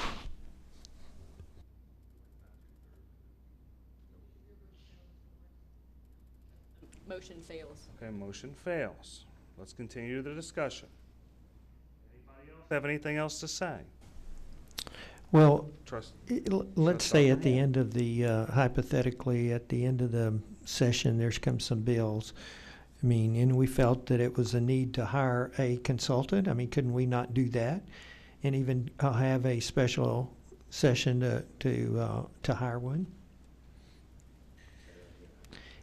If there came up at some point in time during the legislative session some bills that would affect this department, could we not, if we so chose as a board, wanted to hire a lobbyist or someone to help represent us, could we not do that? And what's wrong with using Don Elder, who you've used in the past, and he works for us at Choice Partners? You know, I'm not going to get into specific names or people, but I wanted to answer Dr. Moore's question. Let's be respectful and let's do one at a time, please. My only concern with that is, first of all, the proactive strategy is to prevent from having a bill. Second of all, if we do that strategy, anytime we've gone out for a lobbyist, we've done it through an RFP process. That takes time. You know, you've seen what you know, how long that takes. So, you know, with the legislative session, it's about agility and speed. And you need to be able to react quickly. Last session, you know, I got a speed drill. I was notified 9 hours before our bill came up in the House, and literally packed up and went to Austin and got a hotel when I got there. That's how fast it happens sometimes. So we would be in a passive strategy, which is not an effective strategy. Our goal is to win, and it's not to fight for second or third, it's to win.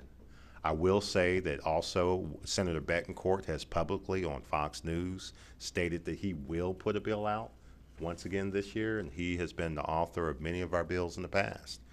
And so I fully anticipate, and I've met with Hilco one-on-one and asked them, the owner of Hilco, one of the owners, and asked him specifically, do you think that we're going to have a bill this year? And he's like, get ready, there's probably going to be at least one. So it's just, we're taking off our armor is what we're doing, and we're leaving this organization vulnerable to attack, and we're not playing to win. We're not. And so we're going to still try to win, but we're not playing to win. I want to point out that if we were to vote, hold on. There's other people that had questions before you, Mike. Don Sumner's wanted to say something. I would like Let's be respectful of each other. I would like to retake that vote, because I didn't understand it. It had failed. no, it didn't fail. It has to be, I believe it has to be a 2/3. Oh, 2/3? majority. Okay. Yes. Excuse me. To call the question. All right. Okay. Now, Trustee Wolf, did you have something to say? Even if this passes, we still have that contract for 30 days. Yes. So that's a long time.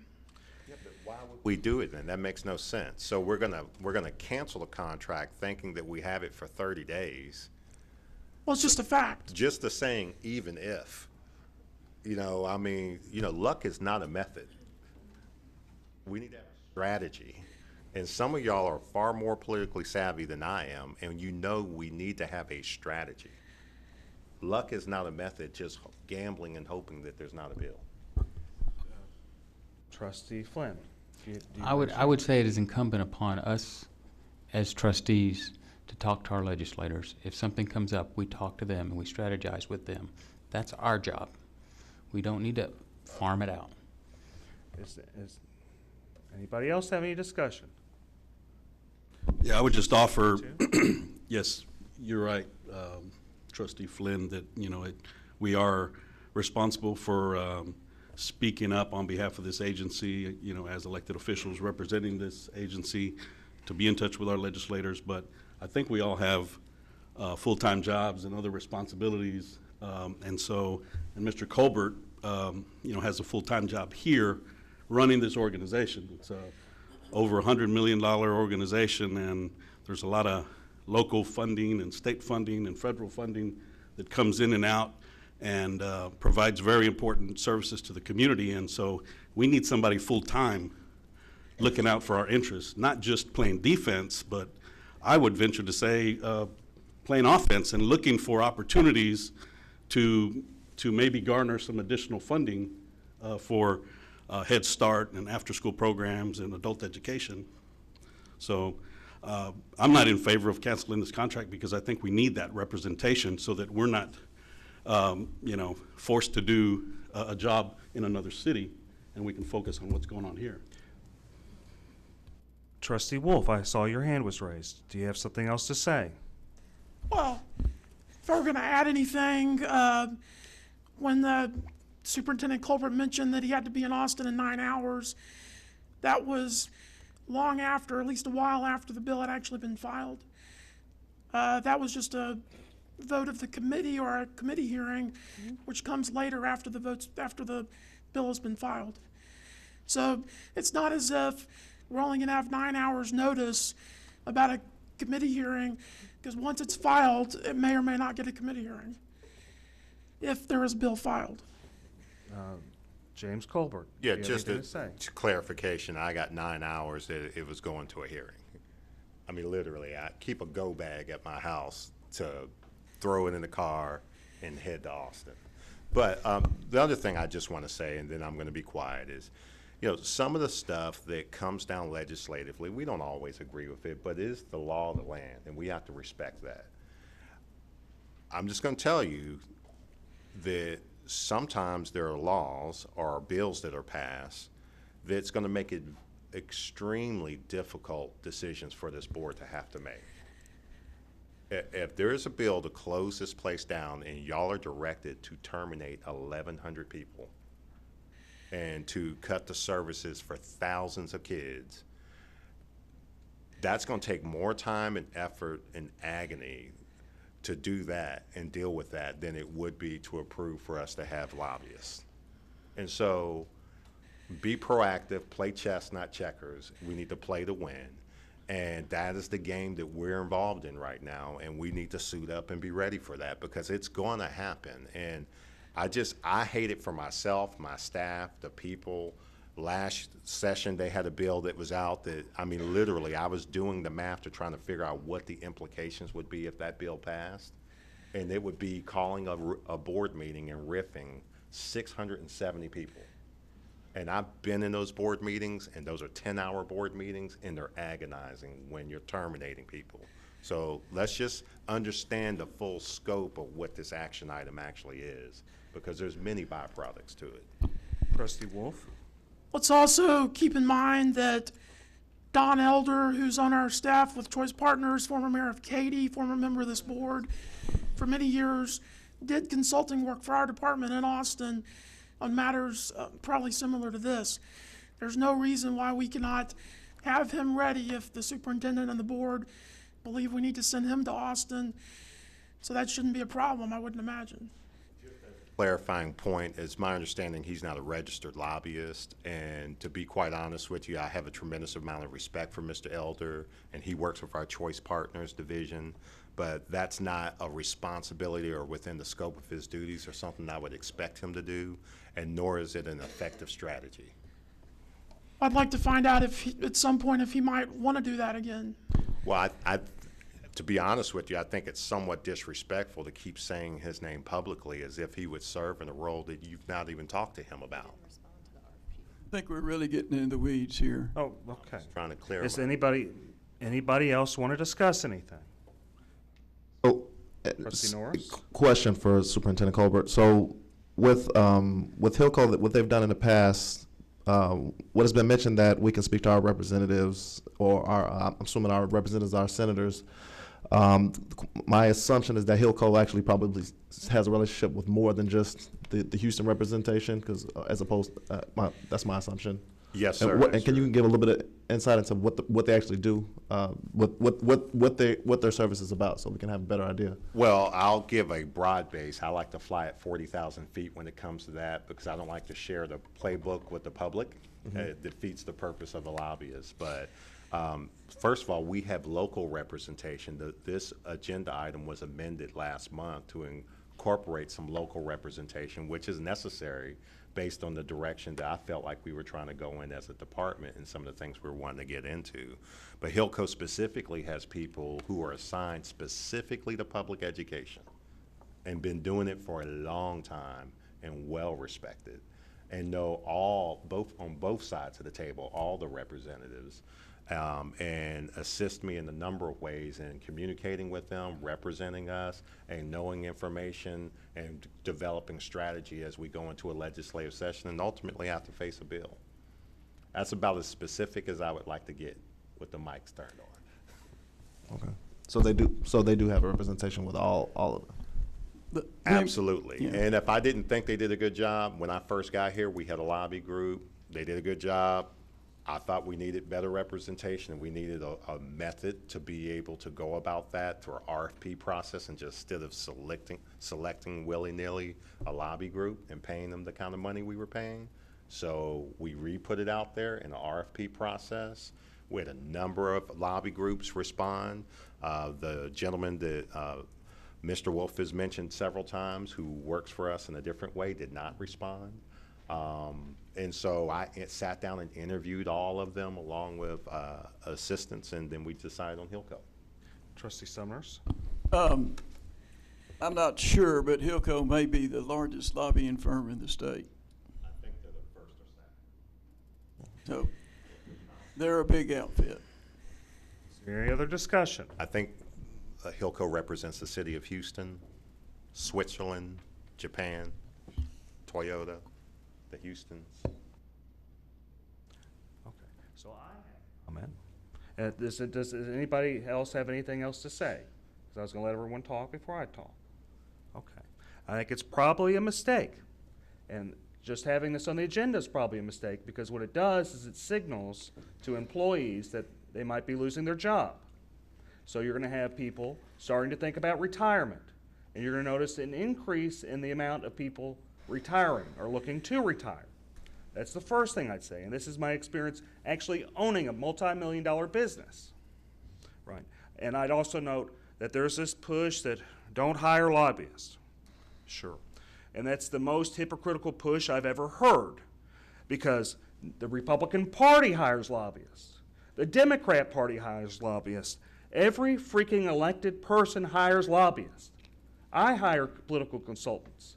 Everybody hires political consultants. That's propaganda being pushed about not hiring political consultants. It's typically propaganda being pushed by either big business or people that have a lot of money. And the reason it's being pushed is because they have more say than the local government or anybody else. If you have less lobbyists, they get their agenda pushed. It is a big mistake to vote for this. But if y'all want to, y'all can. I'm voting against it, vocally voting against it, and here's the reason why. I watched the Republican Party basically peel away any little chance it had to maintain Harris County. I watched Ted Cruz do a horrible job and cause every Republican to lose Harris County, except just a few. And the few that won barely won. And they shouldn't have barely won. You should have won much larger. You barely won. Do not think that. So the Republicans are more interested in breaking stuff than actually doing anything. That is another reason we've continued to lose. Losing. Y'all be careful.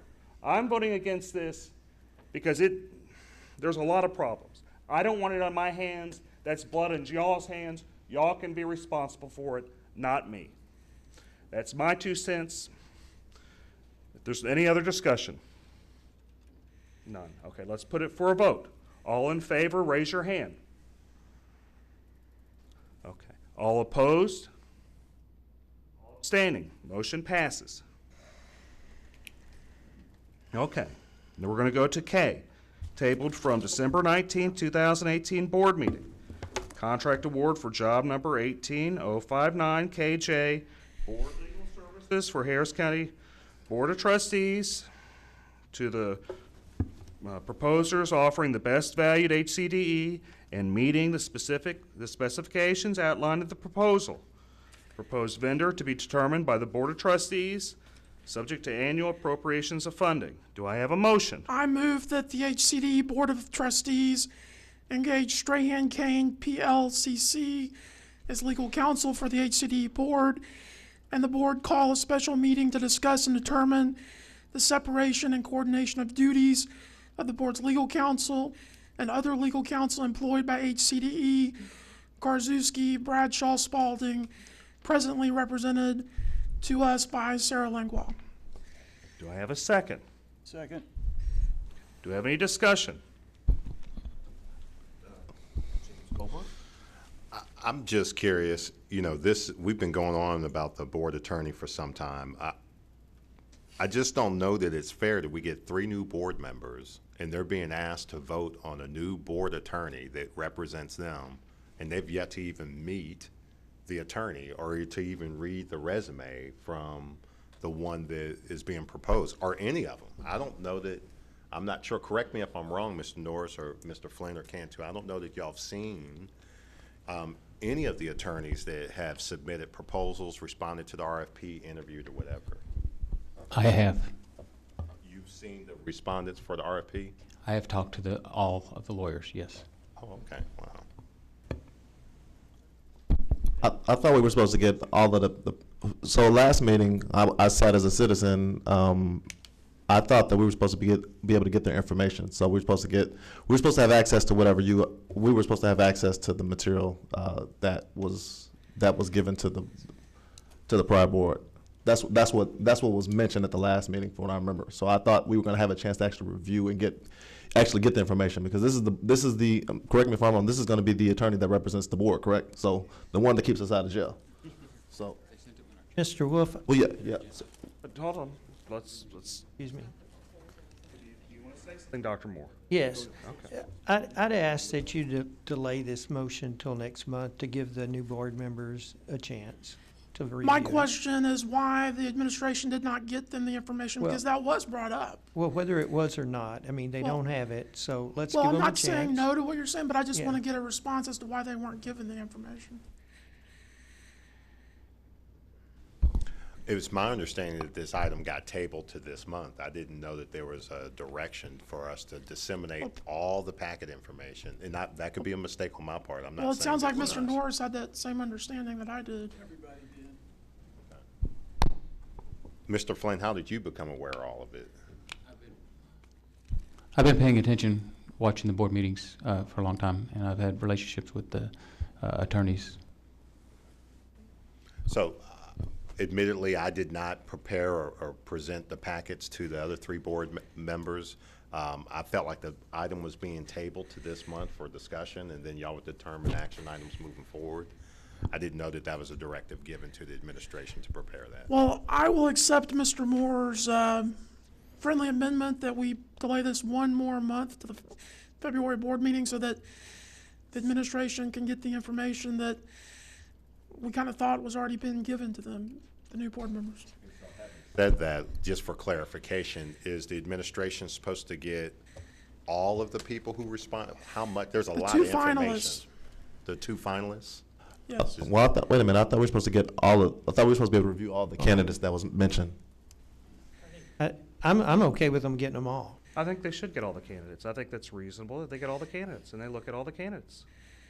I mean, we can put that together, can't we, Dr. Mesqua? And we can get that to you, to the three board members by the end of the week. I've got a question. Please, Trustee Moore, and Trustee Wolf. Well, with all of that being said, I'm not sure I accept Mr. Moore's friendly amendment. Mr. Flynn, what were you going to say?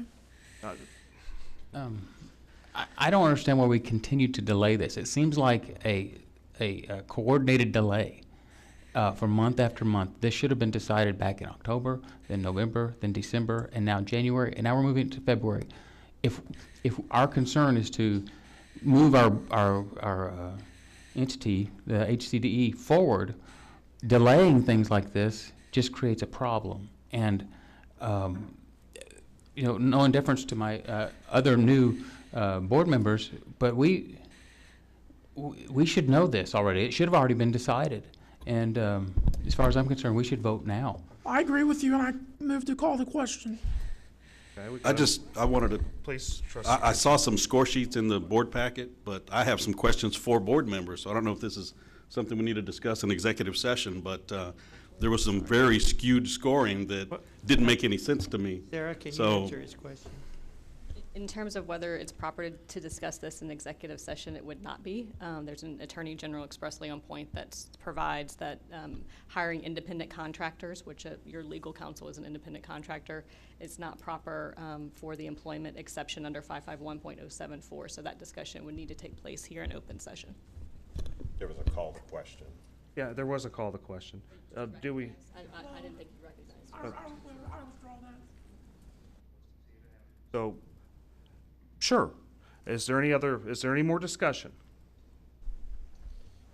I just go back, I respect what you've said, Josh, about that, but just in fairness or due respect to the new gentleman, just let them to look over it. I have no problem with that.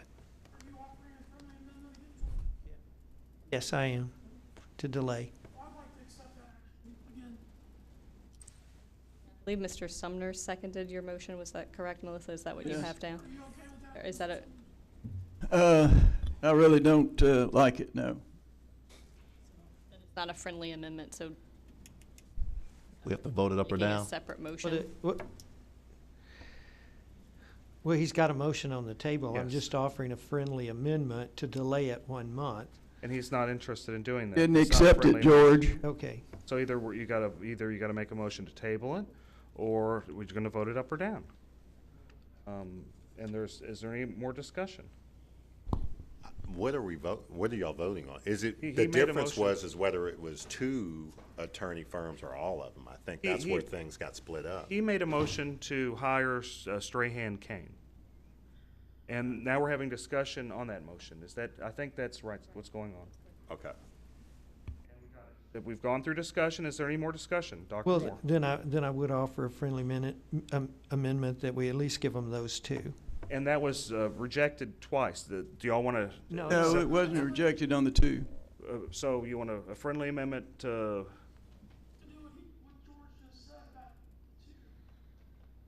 To review the 2? Yes.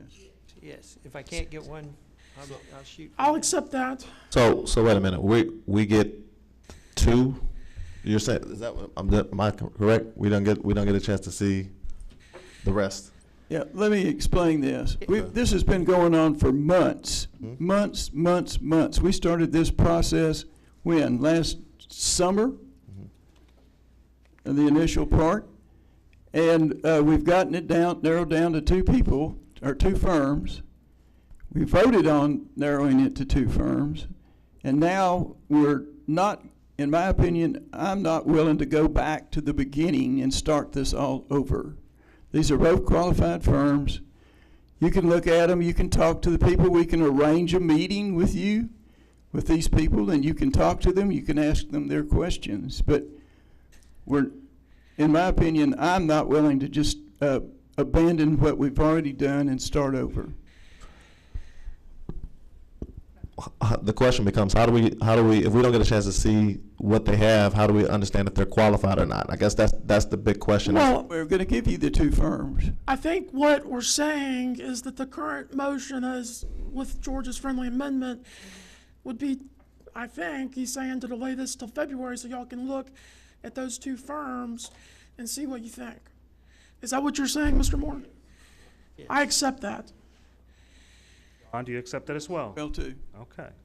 So it's a friendly amendment, meaning that the motion has been amended to be tabled. So it's a motion to table until the February meeting. And administration has been directed to get all the information for the 2 firms to the new board members, correct? Correct. I'd like to add that the directive that the president provide access to these 2 firms to the new board members for interviewing or whatever they would like to do. I'm good with that. Is it possible for those of us just to at least see? So I'm still uncomfortable with. Well, If I may, in your capacity as a board member, you have a statutory right to access to information, including confidential information, which the proposals would be confidential. So technically, administration could not legally, in my opinion, provide you with all of the proposals prior to you becoming a sworn-in board member and taking office, because there's confidential information within those proposals. But each of you has a statutory right to access to information. So if you wanted to ask for whatever you would like, all of the proposals or 2 of the proposals, you have a right to do that. And there's a specific policy and a form that's in HCDE policy that allows you to do so. And so you'll have plenty of time, Danny, in the next month to get that information. Oh, okay, because there was a wide variety. I did look at the scores, but I thought we were going to get the whole information. There was a wide variety, so I thought it was for clarification. I was just curious on what happened. Well, if you looked at the scores, you've gotten everything we've gotten except listening to the presentations. But I'm assuming there's a proposal, so I'm assuming that they had to put their whole pack. So I'm assuming there were packets that came with the proposals. Okay. Yes. Yeah. Okay. Is there any other discussion? All in. Oh, and can I request that information be passed to the new, I mean, for those who if you use it or not, it sounds like you. Okay, just making sure that, so for the administration to get us that. Okay, is there any other discussion? Okay. All in favor, raise your hand. Okay. Hold on. Let's. Make sure he understands what they're voting on. You need to understand what you're voting on. You're voting on postponing this meeting, on narrowing it down to just 2 lawyers. No. Wasn't that what it was? So the motion I have, and Melissa, please correct me, is to table this agenda item until the February board meeting and to direct the superintendent to provide information specifically on the 2 finalist firms. That's the motion on the floor. Right. That's correct. So what you're doing is it's postponing it, and you're getting information on 2 of the firms. But you can, if you'd like, request. Just to be clear, I'm voting against it because I think we ought to make the vote right now.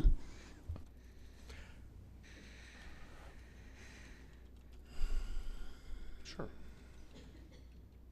And nobody, okay, and I suppose neither the first or the second don't want to extend that. So basically, the motion is to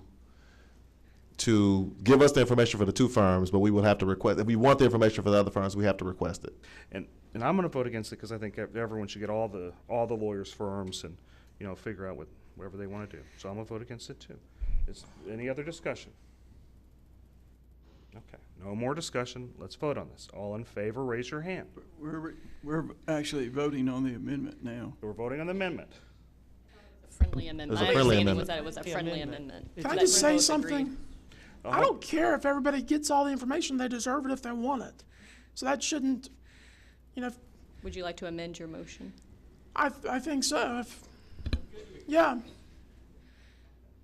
I guess it's to Don now. The one who seconded the motion. So So we're you have to be. Well, let me just clear this up.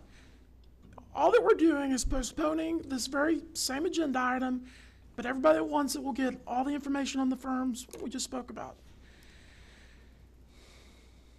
Yep. Okay.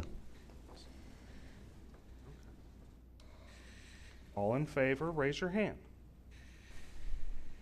Okay. All opposed? All abstaining? Passes 5-2. Okay. Executive session now? Okay. Can't save the time. First, let's see the line.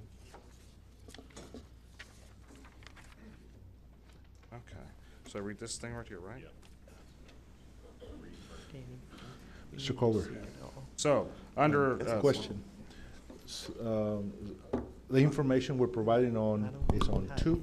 On all of them? Everybody. On everybody? The whole package. The that they original submitted. proposal? Yes. Okay, just want to be clarified. Yeah, we need Yes. 3 copies of that. Okay, so, we're going in executive session under the Texas Government Code pursuant to any and all purposes permitted by Section 551.001 to 551.084, including but not limited to 551.071 and 551.074. We're going to executive session. The time is 3:18 p.m.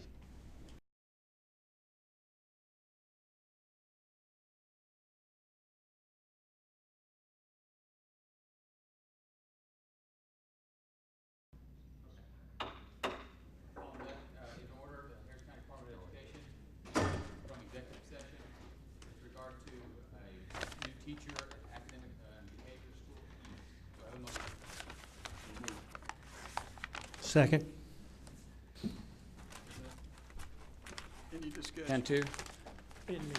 Cantu second. Okay, Cantu made the motion. Mr. Moore made the second. Any discussion? Seeing none, all in favor? All opposed? 7 in favor. She's been hired. Okay. I will entertain a motion. Move that we dismiss. Adjourn. Motion made by Mr. Moore, seconded by Mr. Cantu. Objection? We're dismissed.